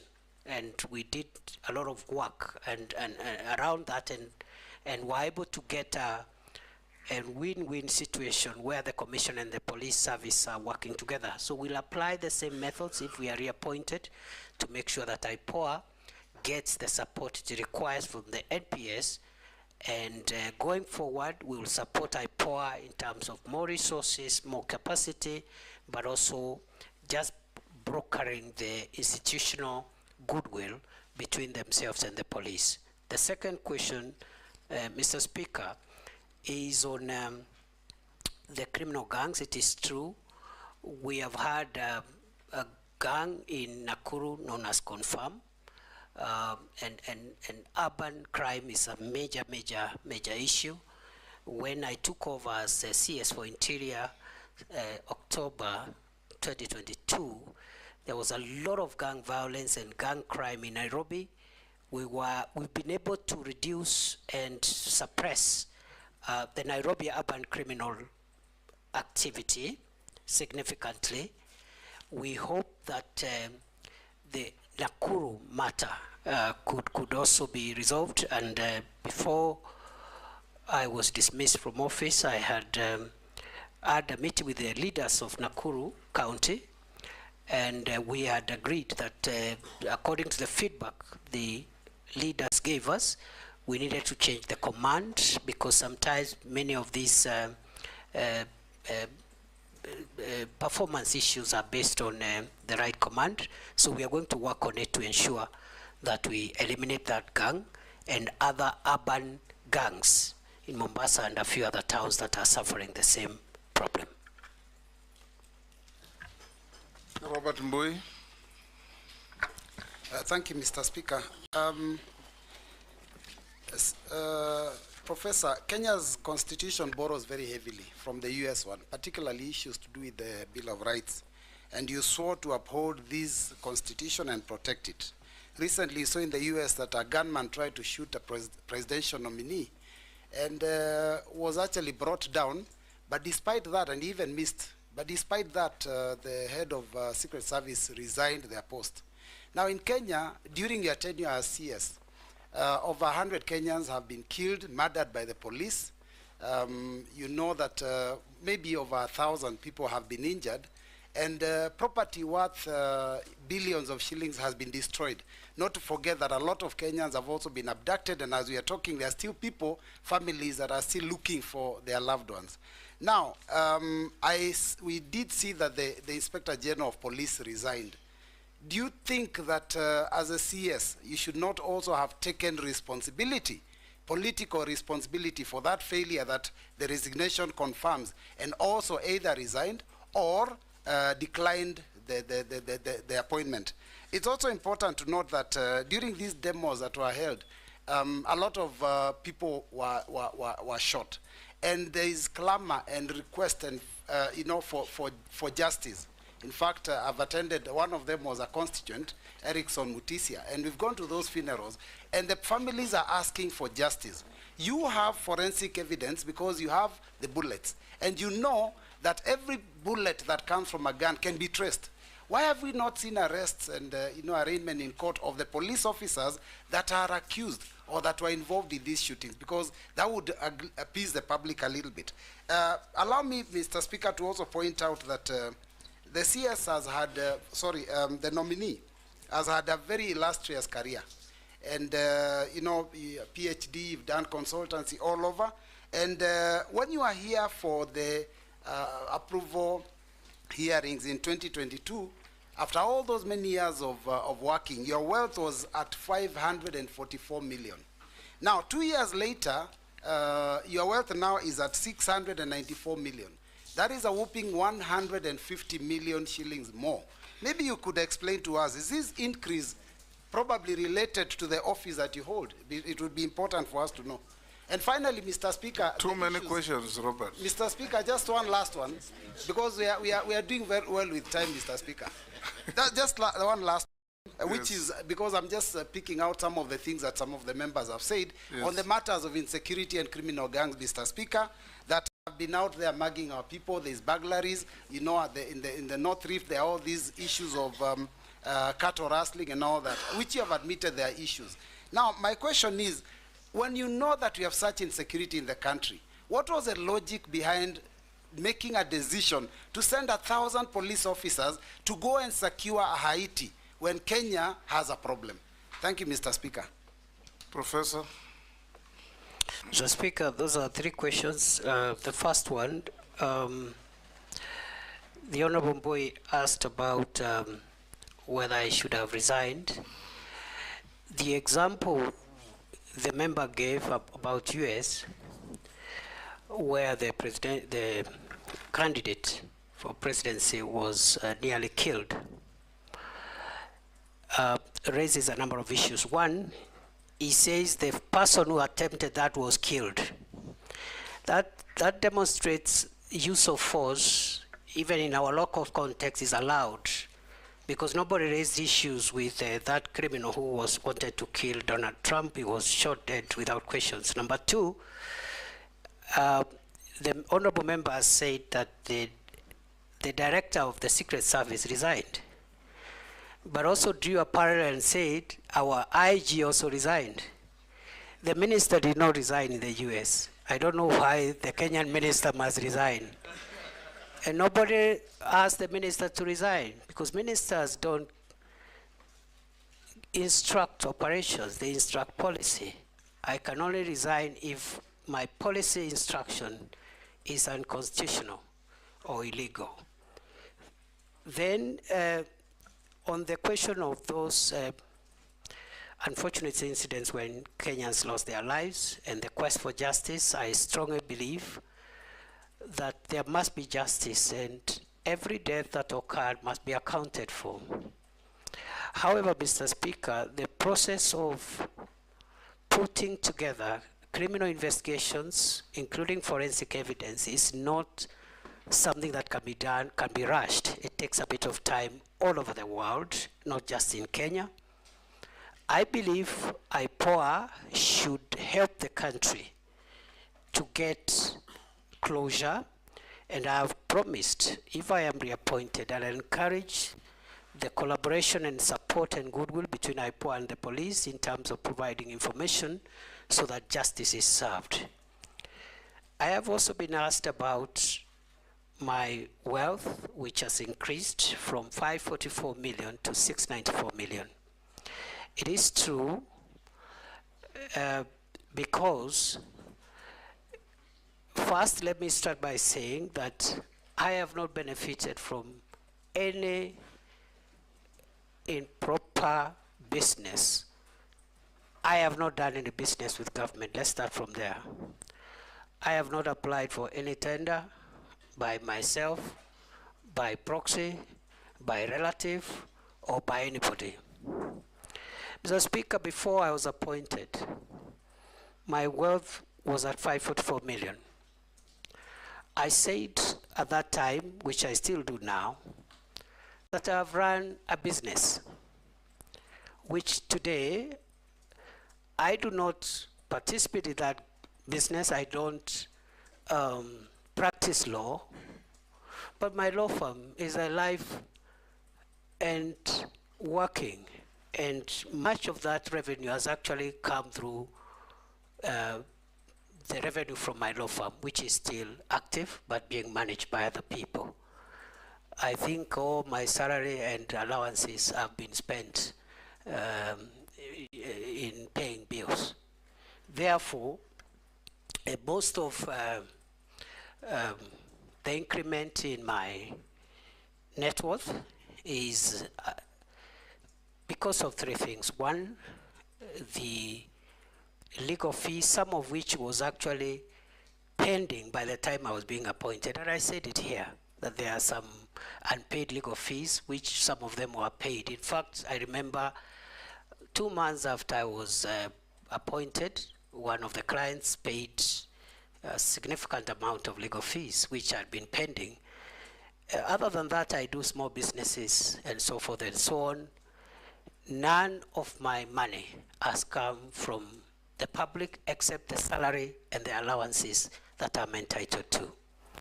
Lastly, on Haiti, it is true that the government of Kenya, through the National Security Council, decided to deploy our officers in Haiti pursuant to a request by the UN Security Council and the UN General Assembly. These are international obligations. It has not affected our operations, and it is not true to say that since there are problems in Kenya, we cannot also do our international obligations, because all countries in the world do have security issues. They have security matters. Even the country you consider safest has its own security matters. And therefore, it is a great honor for our officers to serve in Haiti. So far, they are doing a good job. I believe they will profile Kenya properly. They will bring honor to our country. And that deployment has not affected our operational capabilities. I submit. Thank you, Speaker. Thank you. Don't be like your neighbor. Ask one question. I'll ask only one question, Mr. Speaker. Professor Kithure Kindiki, in your first stint as CS Interior, you are associated with strong statements, such as "we will crush you," you'll be met with the full force of the law, "we will deal with you firmly and deadly," and many other words like that. Statements which seem to fuel police extrajudicial action. And Kenyans have taken notice of such statements that probably they fuel police extrajudicial action. And the use of excessive force, because if you tell people we'll crush you, the police will crush you. That's what it will entail. As you see now, there's a new awakening in this country about what public officers are saying. How different will you be if we approve you? Secondly, you are also the civilian face among the police and the security organs that we have. But as you took up this job, probably, Professor Kindiki, you became more of them, more of a police officer, not a civilian within. You are donning police uniform, you are all over police choppers, and you behaved like a police officer, which probably took you away from the police direction that you're supposed to give the forces, and became more of an operational leader instead of a policy director in the force. How will you be different on this? And probably lastly, you are more in the sky than on earth. When you want to give policy direction, you want to give guiding, you need to be in office, have meetings, boardrooms, and give policy direction. But you have said you actually went to Lamu 21 days, 21 times in 21 months. And probably in the operation field more than where you are required to give, operational or to give policy guidance and direction. And that's why the police force and the administration, national government administration, is not properly coordinated. How different will you be when we approve you as CS? I thank you. Professor? Mr. Speaker, thank you. I've been asked to say whether I'll change my language. Mr. Speaker, I need to clarify that it is true I have used very, very unique language. But, Mr. Speaker, this is security language. And the people I address when I use those terminologies are not the law-abiding citizens of Kenya. The people I address with that difficult terminology or unique terminology are terrorists, bandits, organized criminals. Those are the people I tell will crush you, and I mean it. Last time I appeared before here, the member for Samburu West asked me what I will do in Kurkur and other places when criminals descend into gorges, and I'll say I'll flatten the gorges. We've done a bit of that. There were places in Baringo, Corcoran Hills, a place called Tandare, a place called Ngelecha, and in Samburu, the Malaso Valley and other places where criminals would always retreat and have a field day, operate from there. We've neutralized them and removed them from there. So, again, the use of force is permitted by law, depending on who that force is used against and in what circumstances. And the escalation methods are used. You start by asking them to surrender. If they don't, you use other methods until, if they challenge you or they want to kill police officers, the police officers will kill them before they kill the officer. That is the law. Mr. Speaker, on the second issue, I have been there at headquarters driving policy in boardrooms, Arambe House. I've had so many meetings in our campuses in Kiganjo, in Embakasi, Roiro, Police Leadership Academy. but I've also been in the field more.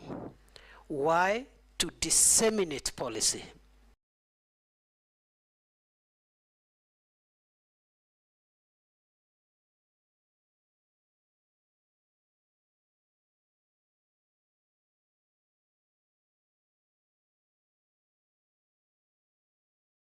But I've also been in the field more.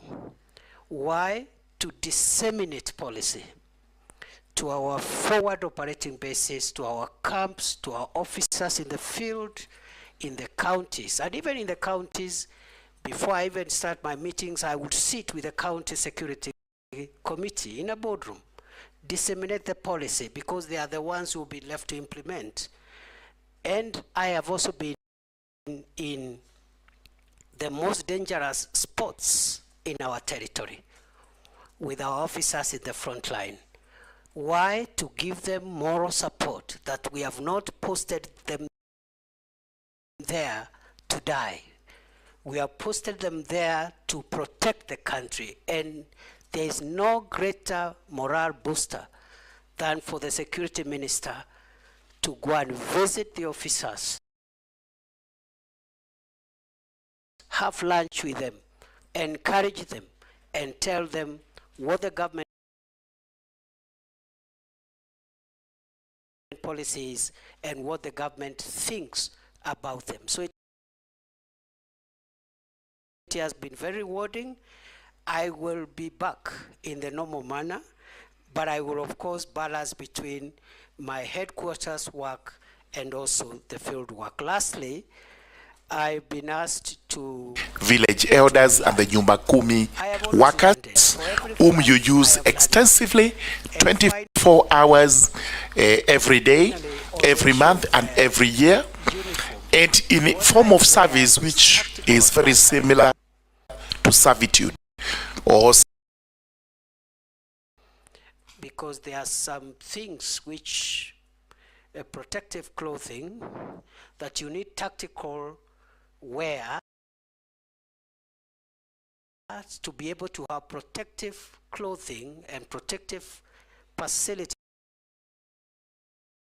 because you're in a dangerous situation. I don't wear that on the streets of Nairobi. And also I have been in not just police helicopters, but military helicopters, because the law provides that the security minister be facilitated when he is in dangerous situations.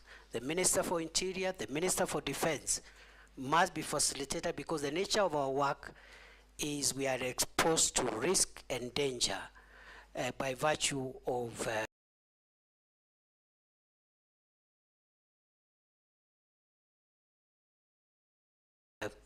office. Otherwise, I do not fancy it's only that it's all in a day's job. Morugara.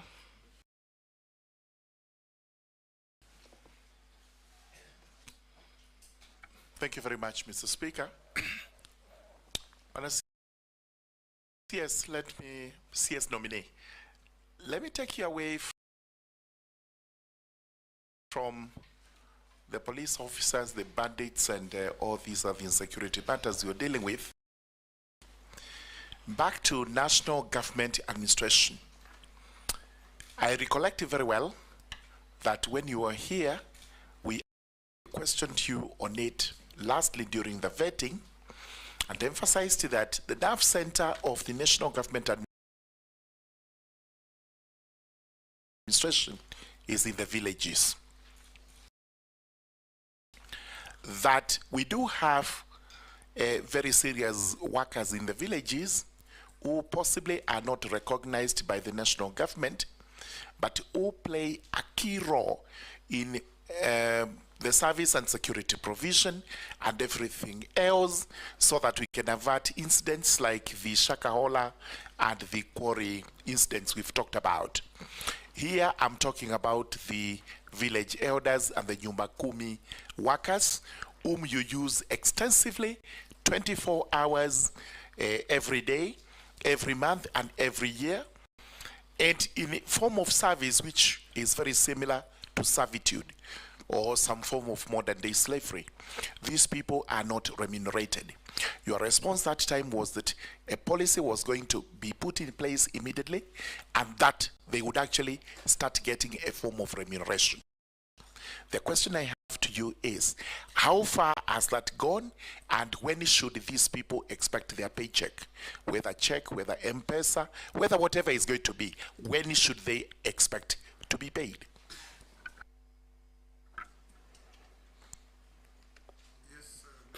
Mr. Speaker, sir, we finalized the Village Elders Bill 2024.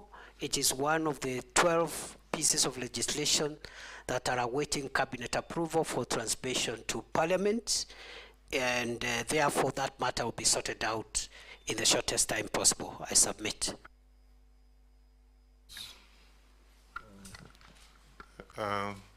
Waziri, I want you to again go back to Haiti, where we actually deployed almost 600 police officers.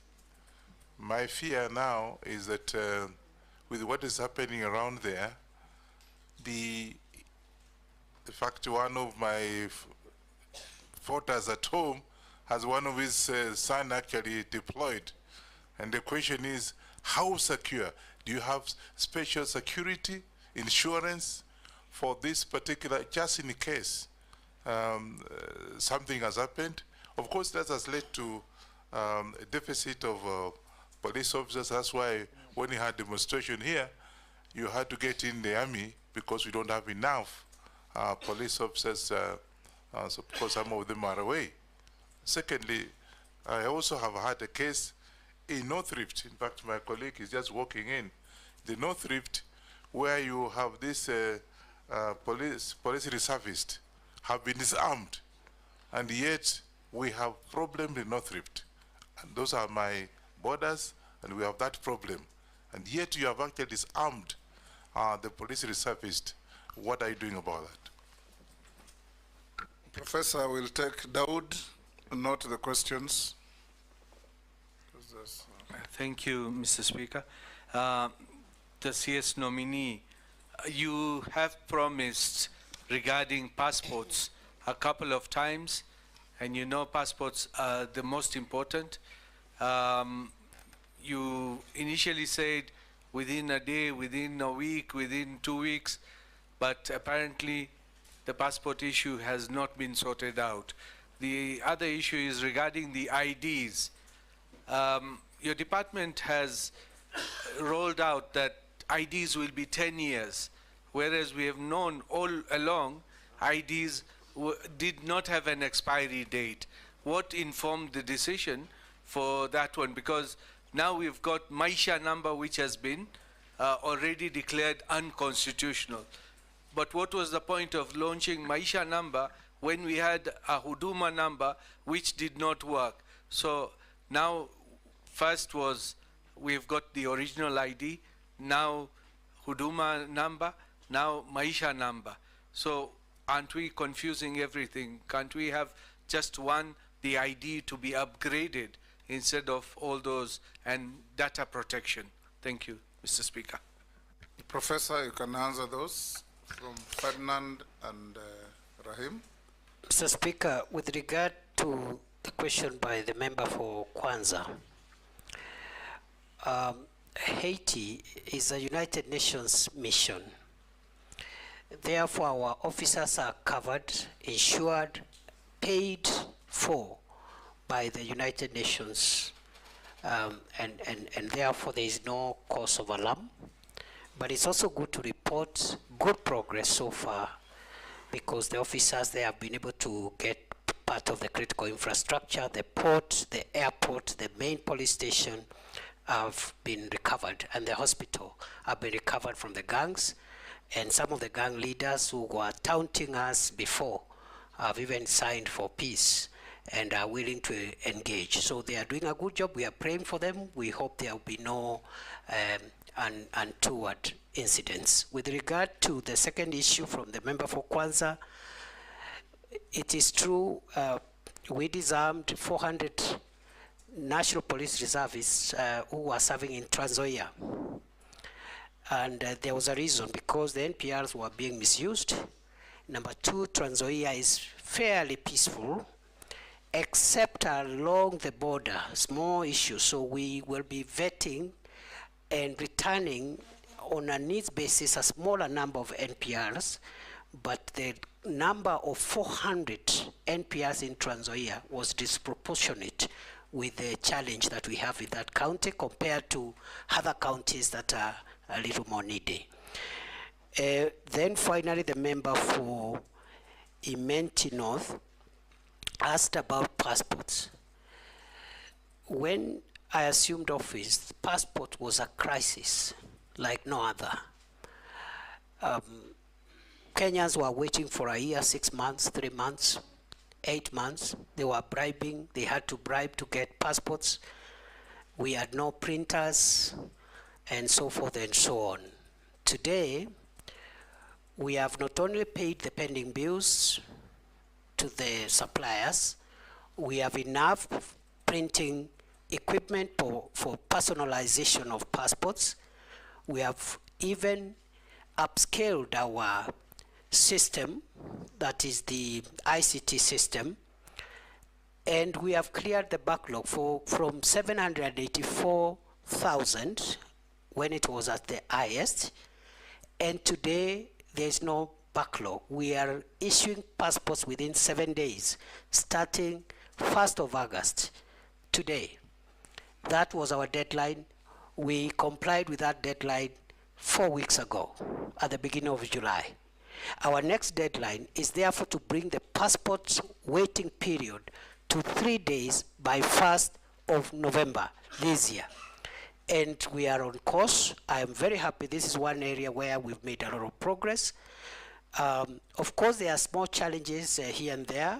We believe that we've not eradicated corrupt staff completely.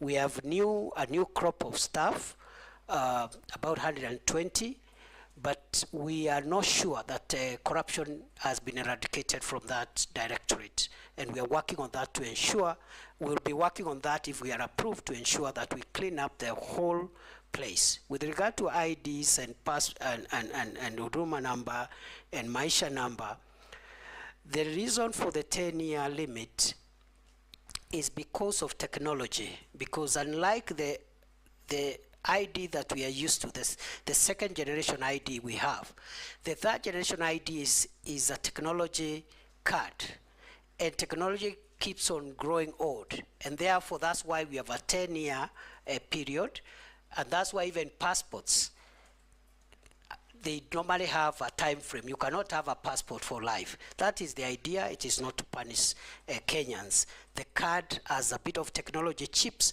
and we want to upgrade that chip based on the security threats that will be identified by that time. The Maisha number issue is before court. We hope we will vacate the orders that were issued 2 days ago, because the problem we are having with delays with issuance of IDs is because of court orders. Last year, between November and March this year, there was a court injunction against us issuing IDs, which brought a huge backlog of almost 600,000. We cleared that backlog. We were actually left with 92,000 with those in the waiting list. And then another court injunction was issued again 2 days ago. We hope we'll be vacating it by Friday, hopefully, so that we can be able to move on with issuing IDs to the people of Kenya. I submit. Mercy. Thank you, Honorable Chairperson. Let me take you to the budgets. Following the recent government budget cuts across all sectors, what innovative ways will you use to mitigate the negative impacts of the budget cuts in the Ministry of Interior and National Security? Secondly, what will you prioritize if approved? What programs will you prioritize, and what will be the impact of implementing those priorities. And Kenyans are also asking, because of the unemployment situation in the country, is the recruitment of police officers affected by the budget cuts?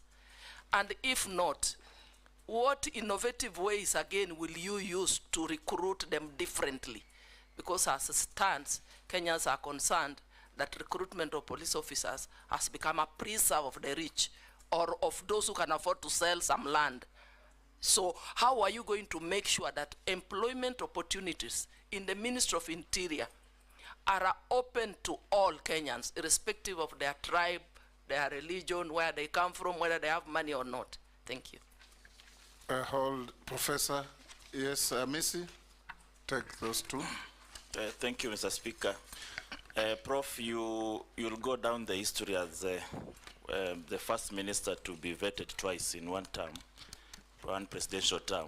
Of course, the others who are coming, but for now you are the first, and that history will not be, will be there forever. And I'll take you back to what you said in the Senate, that history is replete with strong and powerful dictators who are brought down by the power of the people.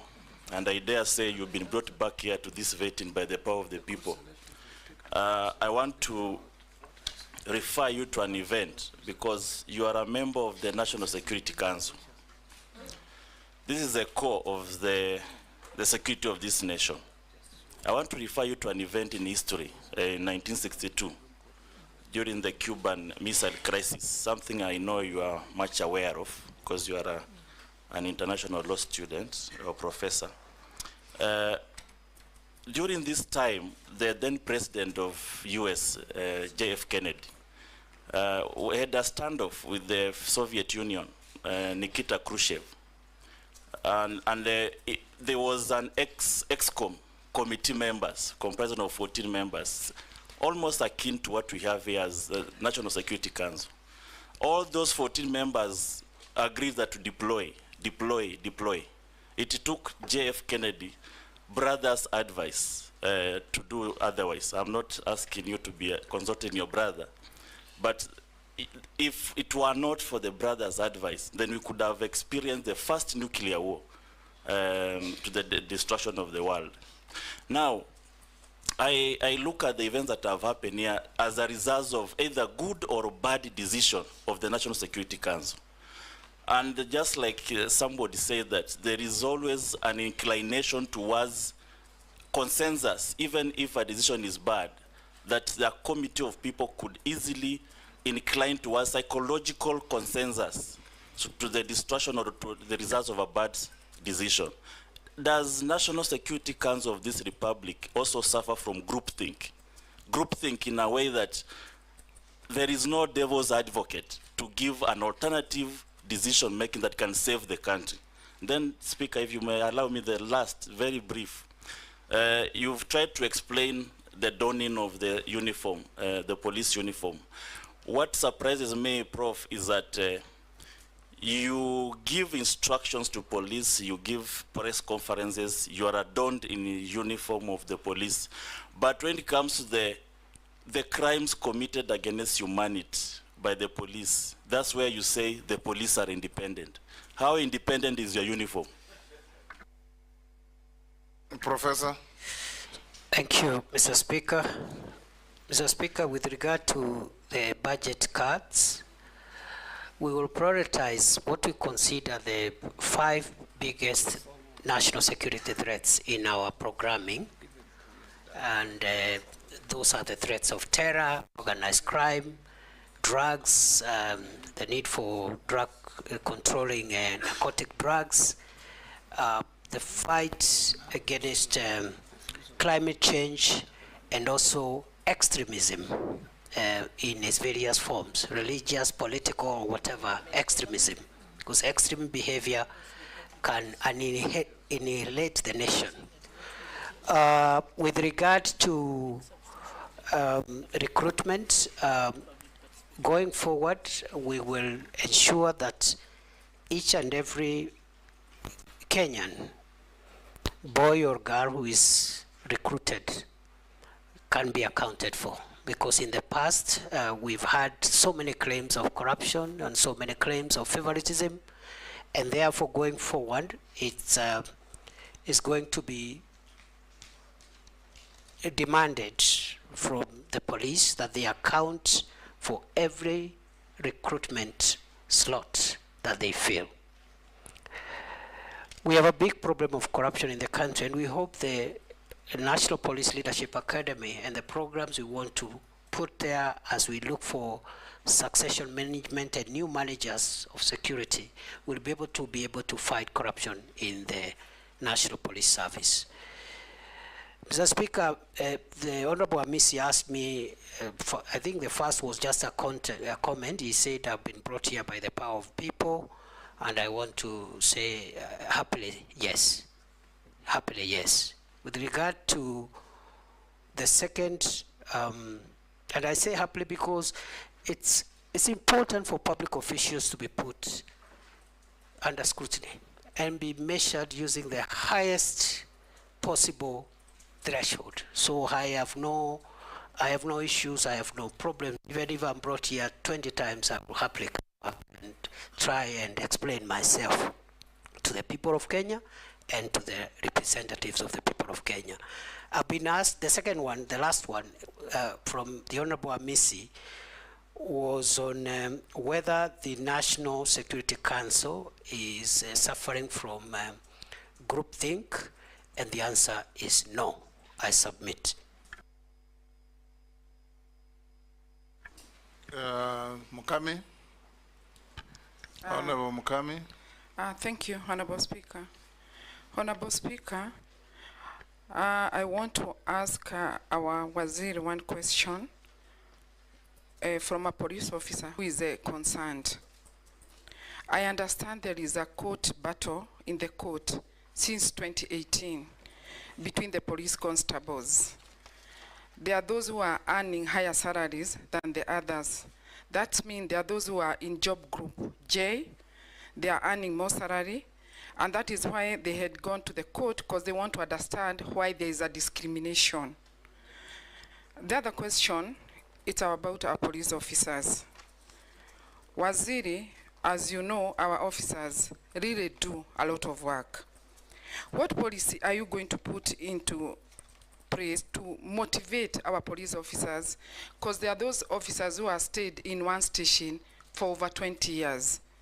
They've never been promoted, they've been never transferred, they are just there in that station. So we need to motivate them. Thank you, Honorable Speaker. Mishi, Honorable Mishi. Thank you, Honorable Chairman. Honorable Chairman, I want to ask Professor one question. Professor, as the women of this country, we are shocked and we are sick to see the rising number of femicide cases. In fact, we are really shocked when we saw the bodies which were discovered at the quarry, because all the bodies were for ladies or other women. I don't know what is the root cause of this. What contributes to all this? Who slept on the job? We need to know some answers on these issues. Second, Honorable Chairman, I know he has answered issues on the issue of officers using excessive force during protest, but I also wanted to hear from him, what future plans do you have to ensure that future protests are going to be managed in a way that there'll be no loss of lives? Thank you, Honorable Chairman. Professor? Mr. Speaker, sir, with regard... Hold, Professor Emaso, you have a point of order? I think the nominee forgot to respond to mine. Which one? It was on the budget and the issue of recruitment. He did. I think can respond together. He did. Okay. He did, very clearly.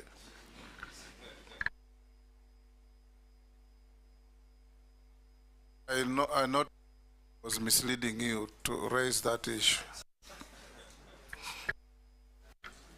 Mr. Speaker, with regard to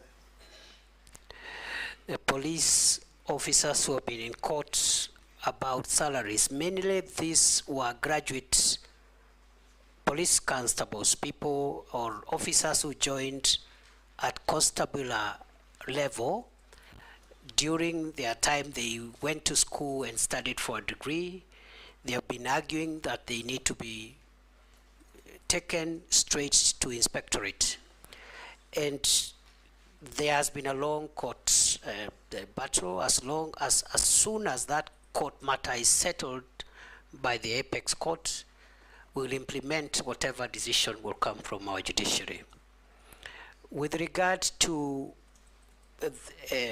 that matter going forward, we will implement the recommendations of the Maraga Task Force, which creates 2-tier police service where you can serve in the lower ranks, and the academic requirements are different. You serve from constable to senior sergeant, or you enter the police service at inspectorate level if you are a graduate as a cadet, so that we professionalize a little more the police service and also expedite leadership generation through cadets who can assume responsibility as OCSs and commanders at county level and so forth, to avoid a situation where you have officers seeking to extend their time in office at senior levels simply because of a lack of generation of younger commanders. With regard to the motivation, we are working with the National Police Service Commission, and if I am approved, I will proceed with this discussion to provide a clearer policy on promotions, transfers, and some form of reward system which will help motivate our officers. At the moment, before I left office, we were implementing the 3-year transfer policy. I think we were at 45% compliance because of the logistical and the financial implications. If I am reappointed, if I am approved by this House, I will have a fast-track promotion arrangement for officers who do very well. For example, if you are county police commander, you help in reducing crime, you help in fighting femicide, you help in fighting you have certain targets which you meet. You should be promoted faster than somebody else who is in the same level, but their performance indicators are in the negative. Finally, I've been asked 2 questions by the Honorable Mishimboko. The first one is on femicide. It is true, the cases of femicide we are seeing are worrying for the country, and it's also true we have critical gaps, especially at the lower levels of our policing and security apparatus, both the National Intelligence Service, the National Police Service, and also Ngao.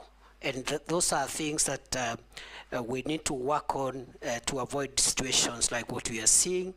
The incident that happened in Kware is quite devastating, quite a grave breach of the security of our women, and it's something that I'm taking with all seriousness. Finally, what plans will I have if I am approved by this House to ensure that we do not have loss of life when citizens exercise their right under Article 37?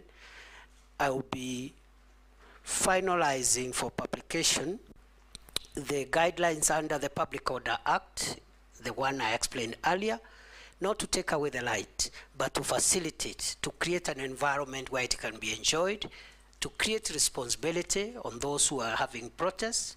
Because if you say you have a protest to Parliament, for example, and the designated area for protest can only accommodate 1,000 protesters, you cannot say, I want 2 million protesters outside Parliament, because it's not feasible. So we'll have to give those guidelines so that as Kenyans can enjoy these rights while respecting the rights of others in accordance with the Constitution. I submit. Sharia. Thank you, Chairman. CS nominee, in the court of public opinion and in some independent surveys done in this country, the Ministry of Interior and national administration has been identified as the one with the highest prevalence of corruption in this country. How do you intend to address this menace if approved? Let's take Honorable Russ also. Thank you very much, Honorable Speaker. Professor, when a Kenyan reads a Gazette notice of Kenya Gazette, they will tend to believe that is the true reflection of a policy direction from government. In March this year, you closed the Ilo gold mine in Moyale, that it will be closed for 30 days following the skirmishes that had taken place. But since then, over 30 lives have been lost, including that of security officers. That particular area has turned out to be a black market for mineral entrepreneurs, and the citizenry have generally lost faith in government and also in the security agency. My question to you, if the House approves your nomination, what is it that you are likely to do to reaffirm the community's faith in that the government does what it says it will do, and also that the security of that area, because Dabel has the inhabitants community, that the security is restored. Secondly, Honorable Speaker, those of us who come from the border areas, we have very porous borders. There's influx of arms, contraband, drugs, and also illegal immigrants. But what we are experiencing also is so many roadblocks and checkpoints. Some actually are rent seekers as opposed to for purposes of security. Professor, if the House approves your nomination, what is it that you are likely to do to ensure there is security for Kenya, but also the communities that are traversing or traveling on those roads are not, to an extent, inhumanly disadvantaged? Thank you, Honorable Speaker. Thank you, Professor.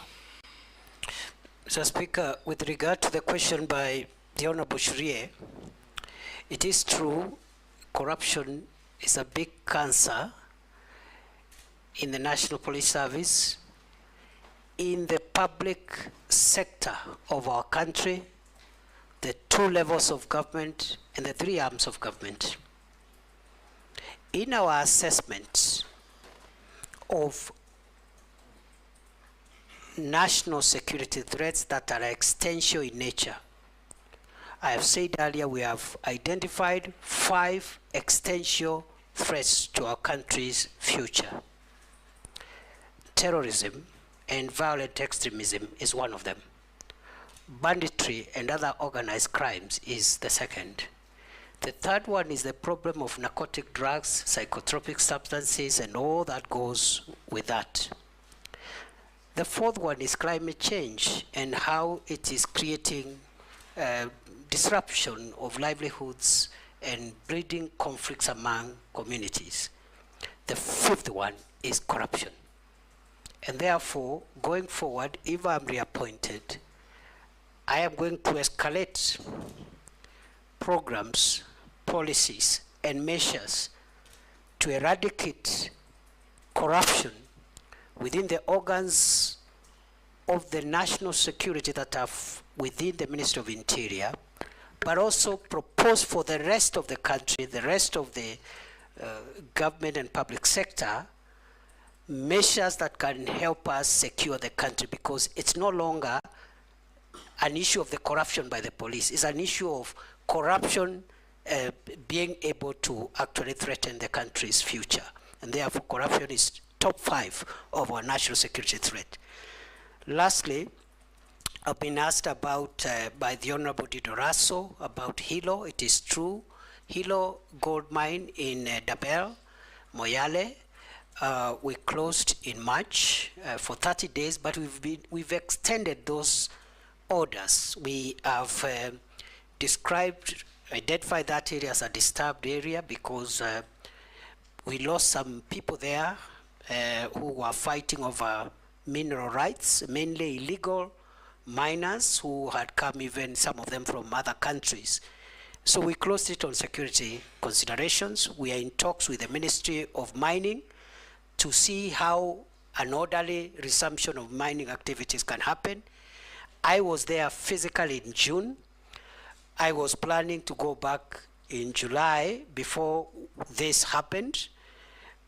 In the interim, we have lost a few people because of illegal activities around there, even as we speak, on a very low scale though. We even lost 2 police officers in the last 2 weeks. So as soon as if I am approved, as soon as I'm in office, I will prioritize the Dabel issue to ensure orderly resumption of lawful mining activities to the benefit of the communities that are there. With regard to borders, the multi-agency roadblocks we have, especially the one in Archer's Post, the one in Mombasa, the Garsen-Malindi Highway, all the multi-agency roadblocks are working well, including the Kanyonyo one, the one on Garissa Mwingi, Nairobi Highway. What the criminals have done, those who smuggle arms and aliens and drugs, they are using alternative routes. What am I going to do? The same multi-agency approach that we have used on the main highways.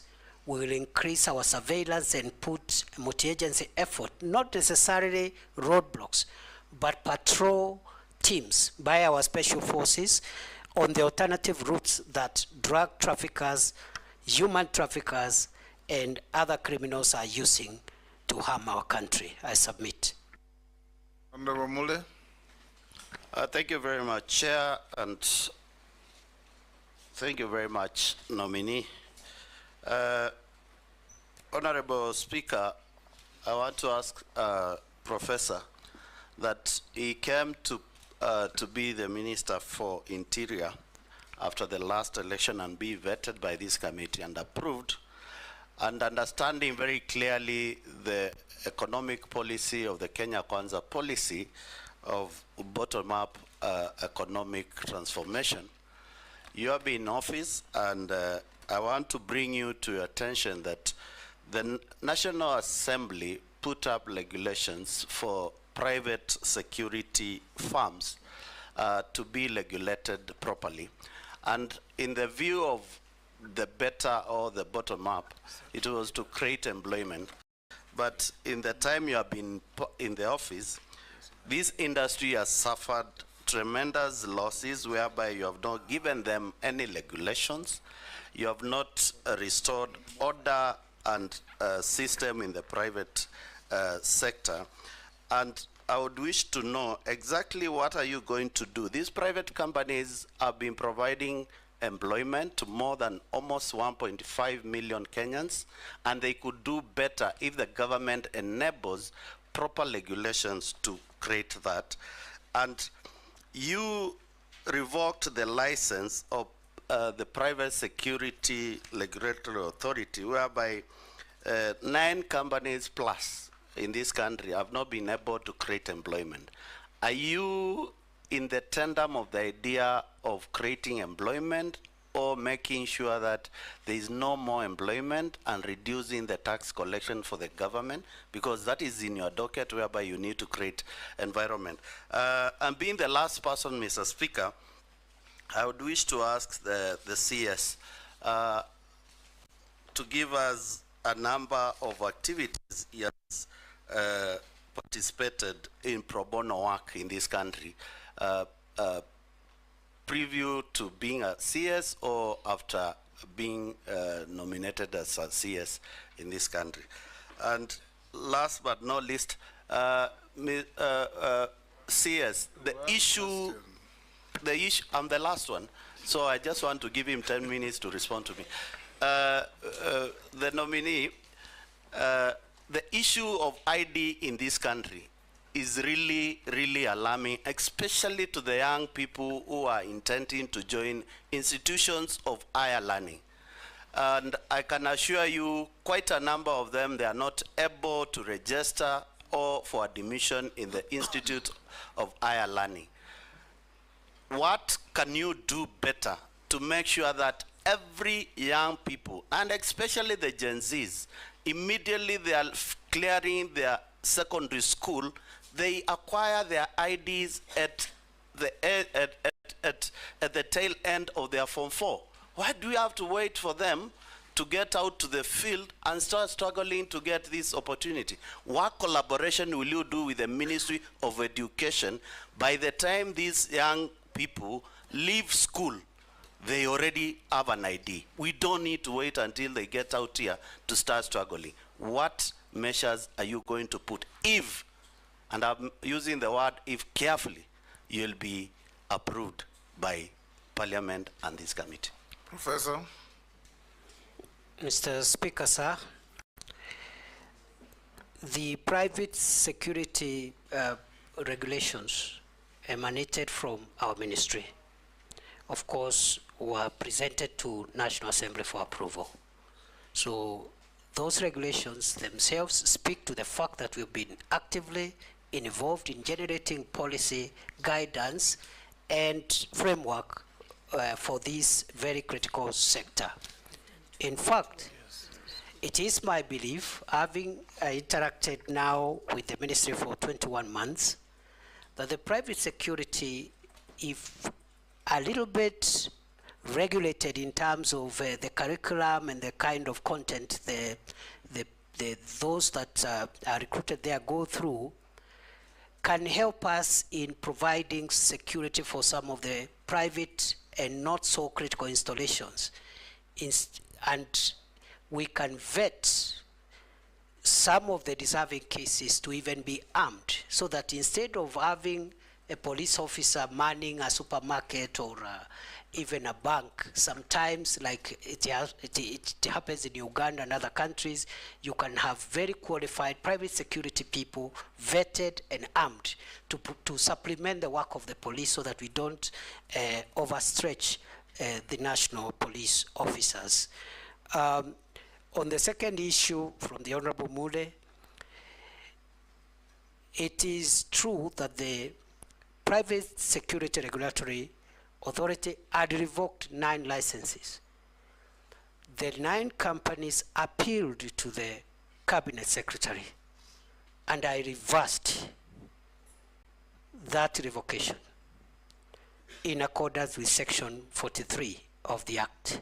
So those licenses that were revoked, they were reinstated on appeal. Then the issue of pro bono work. Pro bono work, I understand it to mean unpaid work. That's the understanding of pro bono work from my very limited legal background. I don't know, like which one now, maybe in church or at home or where. Because since I became minister, I have no free time to do anything. I have no time to do anything. I hardly sleep. I hardly have a weekend. Night and day are the same for me. But before then, I used to volunteer in many activities, some organized by Law Society of Kenya, some organized by church organizations, etc., etc. The last question by the Honorable Mule is on identity cards. We have suffered the current discomfort because of court injunctions. That's number one. Court injunctions for 4 months between last year and early this year, and right now there's even another court injunction. Number two, we have suffered the disruption because of change in technology from the second generation ID to the third generation ID. And I have explained the need for us to change the technology, because the current ID we have, the second generation ID, cannot be recognized outside these countries, cannot even be a travel document. The security features are very rudimentary, very basic. And therefore the move to new technology, better technology, more secure document has caused disruption. Court injunctions have also caused destruction. And just like passports, in the event that I am reappointed, because the member said he used if deliberately, of course, I also want to promise, if I am reappointed, the same way I have focused on reforming the immigration directorate and helping unclog the passport inefficiency problem, I will focus on IDs and also birth and other citizen documents to ensure that we get optimum results. In fact, for example, a death or birth certificate should be obtained the same day, within 12 hours on application. And perhaps the ID, we should be able again to once we get out of the court injunction, we should be able to retain the 7-day target. At the moment, we are working with 21 days before the injunction. Thank you, nominee. Sorry, Naisula. I didn't want to go another round. Speaker, I will not. After this nominee, I'll never ask for another round, and it's not a question, it's just a comment, because I'm very passionate about the issues on North Rift, and if the nominee happens to be approved by this committee and the National Assembly, I would like to just say that even as you deal with security matters and the hardware, please remember also peace and dialogue of those communities. Now that there seems to be some semblance of calm, this is the best opportunity to now engage those communities to deal with the stereotypes, and also for them to be able to remove the criminals among the communities. Please, in case this committee passes you, approves you, ensure that you have a budget that will help you to engage the communities so that we can deal this issue once and for all. For Shakahola and Kware and all the other issues, we want to see action and not just talk. Thank you, Honorable Speaker, for the supplementary one. In conclusion, CS nominee, your appointing authority has considered to the country that one of the failings that the President considered to was lack of communication. You have told us here of very good measures that you have taken in the State Department for Immigration, especially in the processing of passports and all that. However, that information is never in the purview of the public, members of the public. And indeed, I have an incident, CS, where a Kenyan in the US called me very desperate that they could not get their passport despite having paid somebody about 20,000 shillings. For a passport, was, I think the normal charges are about 4,000 or 3,000 something. And when I followed up the case, the person who was even paid this bribe was not an officer at the Immigration Department, and it took the intervention of the Director General of Immigration, Ms. Evelyn, to get the DCI to hunt for that person. Somebody extorting Kenyans money from Eastlands, pretending to be working in Nyayo House. And therefore, the lack of communication aspect in your ministry is what I want you to address. Should you, or if you are approved, what are you going to do to ensure that there is proper communication to the public, so that the public are not taken advantage of by criminals out there in Eastlands and elsewhere who are extorting bribes from Kenyans on the pretext that they are working in Nyayo House. And just like Owen Bayer said, you once declared Nyayo House a crime scene. that crime scene now seems to have moved from Nyayo House to the periphery of Nyayo House and other areas. I would want to hear what specific measures you intend to take to make sure there is proper communication. Kenyans know how much they ought to pay and to who, and so that they're not taken advantage of, because you are also aware that has been very rampant. Chairman, thank you. Chairman, I just wanted to ask the CS, this issue of the IDs. Professor, you say the IDs will expire after 10 years. Have you put into consideration the vast areas, people like in North Turkana, how far they travel to get IDs? Because IDs are not like passport, they're essential documents that people must have all the time. After, it will be cumbersome for them to go to those centers to go and get IDs. And secondly, on this unrest, you have seen that, as you have said, the IG resigned. But are you aware, in your absence while you are away, we used to have Baba while you are away, but while you are away, that a new IG was appointed? He's still away, he can't answer that. No, but that, what is your take? That we were told 60 years, Mr. Speaker, I'm putting it in a better way. Yes. We were told when somebody reaches 60 years, he should leave the public service. Are you aware that a new IG has been nominated who's 64 years or 63 years, who has retired, who is being recycled? I don't know what extra thing is going to bring. And my last question is on illicit brews. The Interior Ministry has been accused by the Deputy President of sabotaging the war in illicit brews. Is the war on illicit brews only being waged in Mount Kenya? What aspects of this war are being undertaken in the Interior Ministry, and what is being done by the Office of the Deputy President? How much funds have been used in this war in the last 2 years when you were the Interior Ministry, before you were fired? Nominee, on the issue of the IG, I direct you not to answer the question, because I've received communication from the President nominating the nominee, who will be vetted by a committee of parliament, and those questions can be raised there. If you answer that here, you'll be prejudicing what is coming to parliament. Answer the other questions. Thank you. Mr. Speaker, Honorable Nasula was a comment, we've taken it on board. Honorable Kimani Ichung'wah's issue was about communication. When I assumed office in October 2022, I began a habit of every 3-4 months updating the country on the status of our homeland security.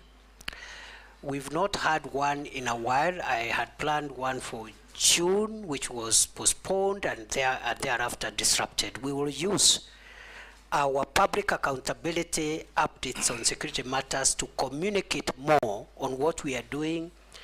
And the next, if I am approved by this House, the next public accountability address will feature more on the reforms we have made at Immigration Department, because I think there we've made a lot of success. People concentrate on the banditry thing, but I think also on the passport issue we made a lot of success. Where we still have problems is the IDs and other aspects of citizenship documents. With regard to the ID, the question by the Honorable Junaid Mohammed, the reason for the 10-year limit, there are two reasons. It's actually one reason. It's because of changes in technology. Unlike the ID we have, which has no security features, and therefore it can be timeless. But we'll find a way of making it convenient to the people of Kenya to renew after the 10 years, so that you don't create a crisis by people, and we can do that by even having a phased out renewal process to ensure that again we don't inconvenience masses of people. So the problem is technology and the security features in the third generation ID, which is going to be physical, that is the Maisha card. It is going to be also digital, the digital ID. You can have it digitally. So all those are options for the third generation ID, quite sophisticated in tandem with the current trends in security on identity documents. With regard to the issue raised on Bruce, I would be hesitant to respond to the comment associated with the Deputy President for obvious reasons. But I think, to the best of my knowledge, the Minister of Interior was not cited as frustrating the war. If there are specific officers in the ministry, I think that is something that needs to be looked into to make sure that all of us are reading from the same script. The government policy is to make sure that illicit brews, toxic substances and drugs are not provided to our kids, not just in central Kenya, but everywhere in the country. With regard to how much money the Deputy President Office has used, again, I am not privy, and I think that is the office that can answer that question. How much funds have we used in the fight against brew? We have not allocated any special budget in the Ministry of Interior in the fight against illicit alcoholic drinks and drugs. We have used our normal budgets, our normal security operations budget, to carry out that program as part of the normal programs. I submit. Professor, I'll ask you one or two questions. The first one is a furtherance on the issue of IDs. As you introduce a 10-year ID, just take into account that an ID in this country is everything.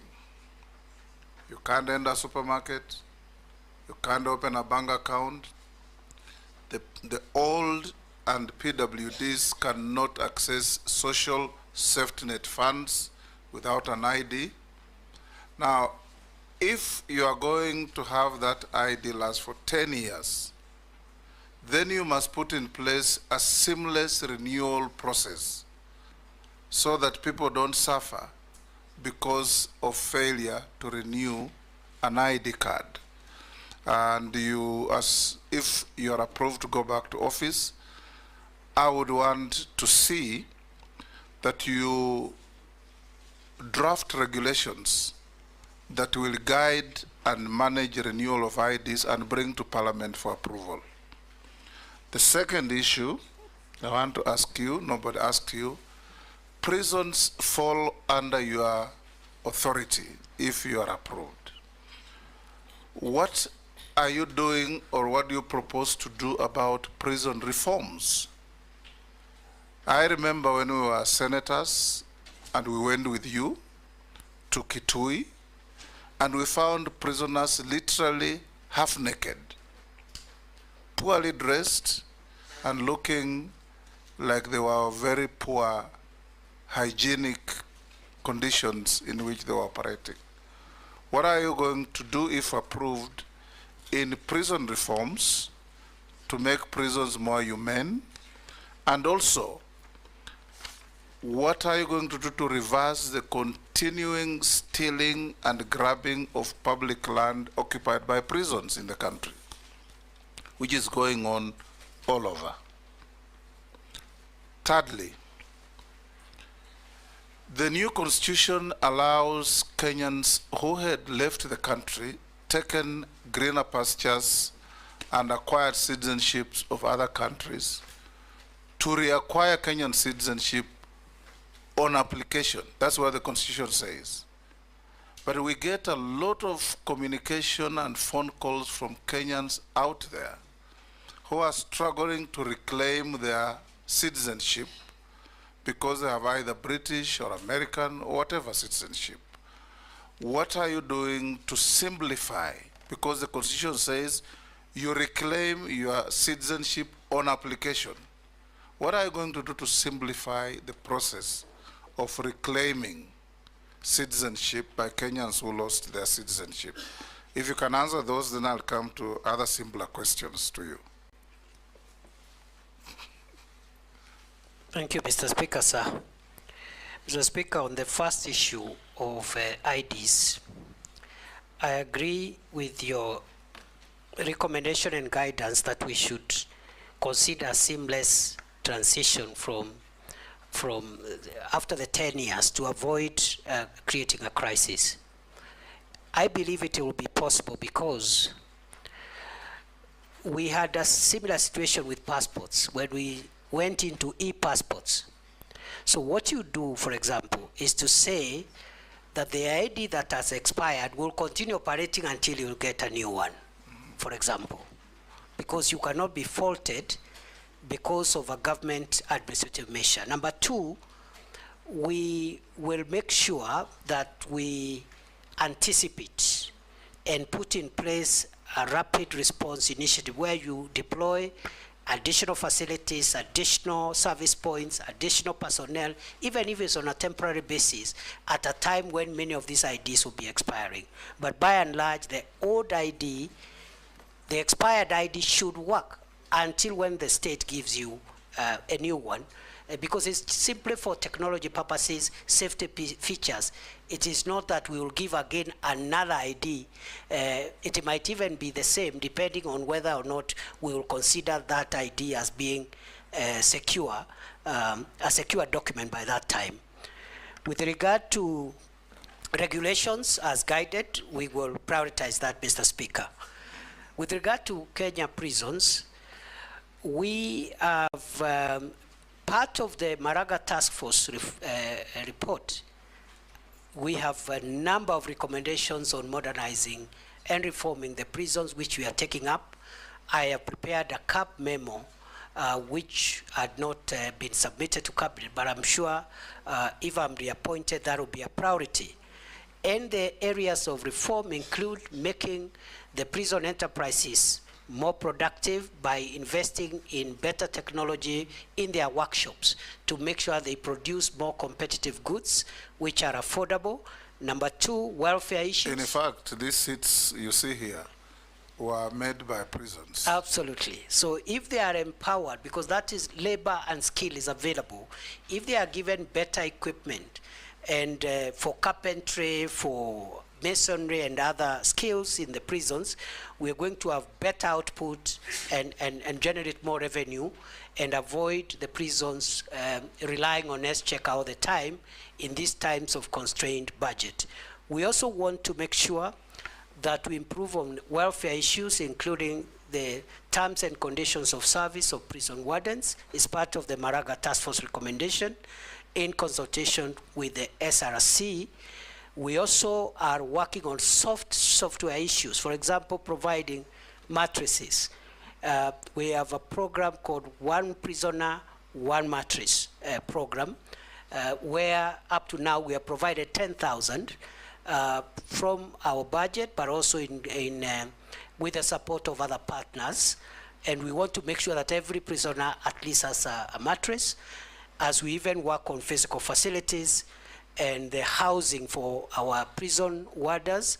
We want to construct 28,000, and we have already, I think, I don't have the figures right now, but I think we've done nearly 500 in different prison facilities. We want to do 28,000, which should almost meet the entire demand, because that is almost the population of our prison personnel complement. Other than that, the prison land, there are certain serious encroachments on prison land. The most notorious one is the Kitale prison land, where out of the 3,000 acres, only less than 300 are available. The rest have been grabbed by powerful and former senior people in various administrations and their friends. We will have to recover it. We have engaged the National Land Commission and other stakeholders. We will recover the land. They say that every prison land must have a title deed. Many of our prison lands are not titled, so we are working with the protected through titling. The last question, Mr. Speaker, sir, you asked is about those Kenyans who are regaining citizenship. we have made tremendous progress, and I want to admit, in line with what the leader of majority said, I think the communication is what we need to improve on. We have made tremendous improvement and reforms in the processing of citizenship applications by foreign nationals who want to be Kenyans, but also by Kenyans who had lost their nationality before the 2010 Constitution and are now entitled to reapply. When I came to office, there were 2,700 pending applications. I cleared the backlog within 30 days. Right now, we are receiving applications on a rolling basis. I had directed the directorate to ensure that from the time of application to the time the minister signs off that application for regaining citizenship, it should not be more than 21 days. And I think that is work in progress. Lastly, how do we simplify? We will reduce the paperwork. There is a bit of paperwork in that directorate, and we want to reduce it and go digital and make sure that we even bring the timelines from 21 days to 7 days to possibly 3 days on application. I thank you, Mr. Speaker. Lastly, nominee, do you hold any leadership position in any political party? No. Have you ever been adversely mentioned in any integrity-related reports? No. On investigations? Do you hold citizenship of any other country? No. What is your worth? 694 million. Made of? Made of I have 2 homes, one in Nairobi and one in Tharaka Nithi. Then I have landed buildings, about 235 million. My 2 homes are worth 190 million. And then I also have savings in SACCOs and banks. I also do legal practice, so I have a bit of revenue that I've generated through my law firm, and that is it. And I forgot, Mr. Speaker, when I was filling in, I forgot to add, I have vehicles of about 17 million, which are not part of that report. I apologize. I remembered after I had submitted the questionnaire. Honorable members, we received a memoranda from one Eliud Karanja Matindi, Isaac Alwacher, Joseph Mwathi Nyanjui, Khalid Ibrahim, Aisha Adan, Sonia Mushila, Masi Murugi Kuria, Ahmed Sigat, Okio Mtato Koit, David Malombe, and Collins Onyango. We forwarded them to the nominee, and the nominee responded to all of them in writing. We have them on record. Professor, we allocated 2 hours. We've done with you 2 hours and 10 minutes. We want to inform you that this brings to an end our interaction with you. The clerk has checked all your documents against what you submitted have been found to be correct and in order.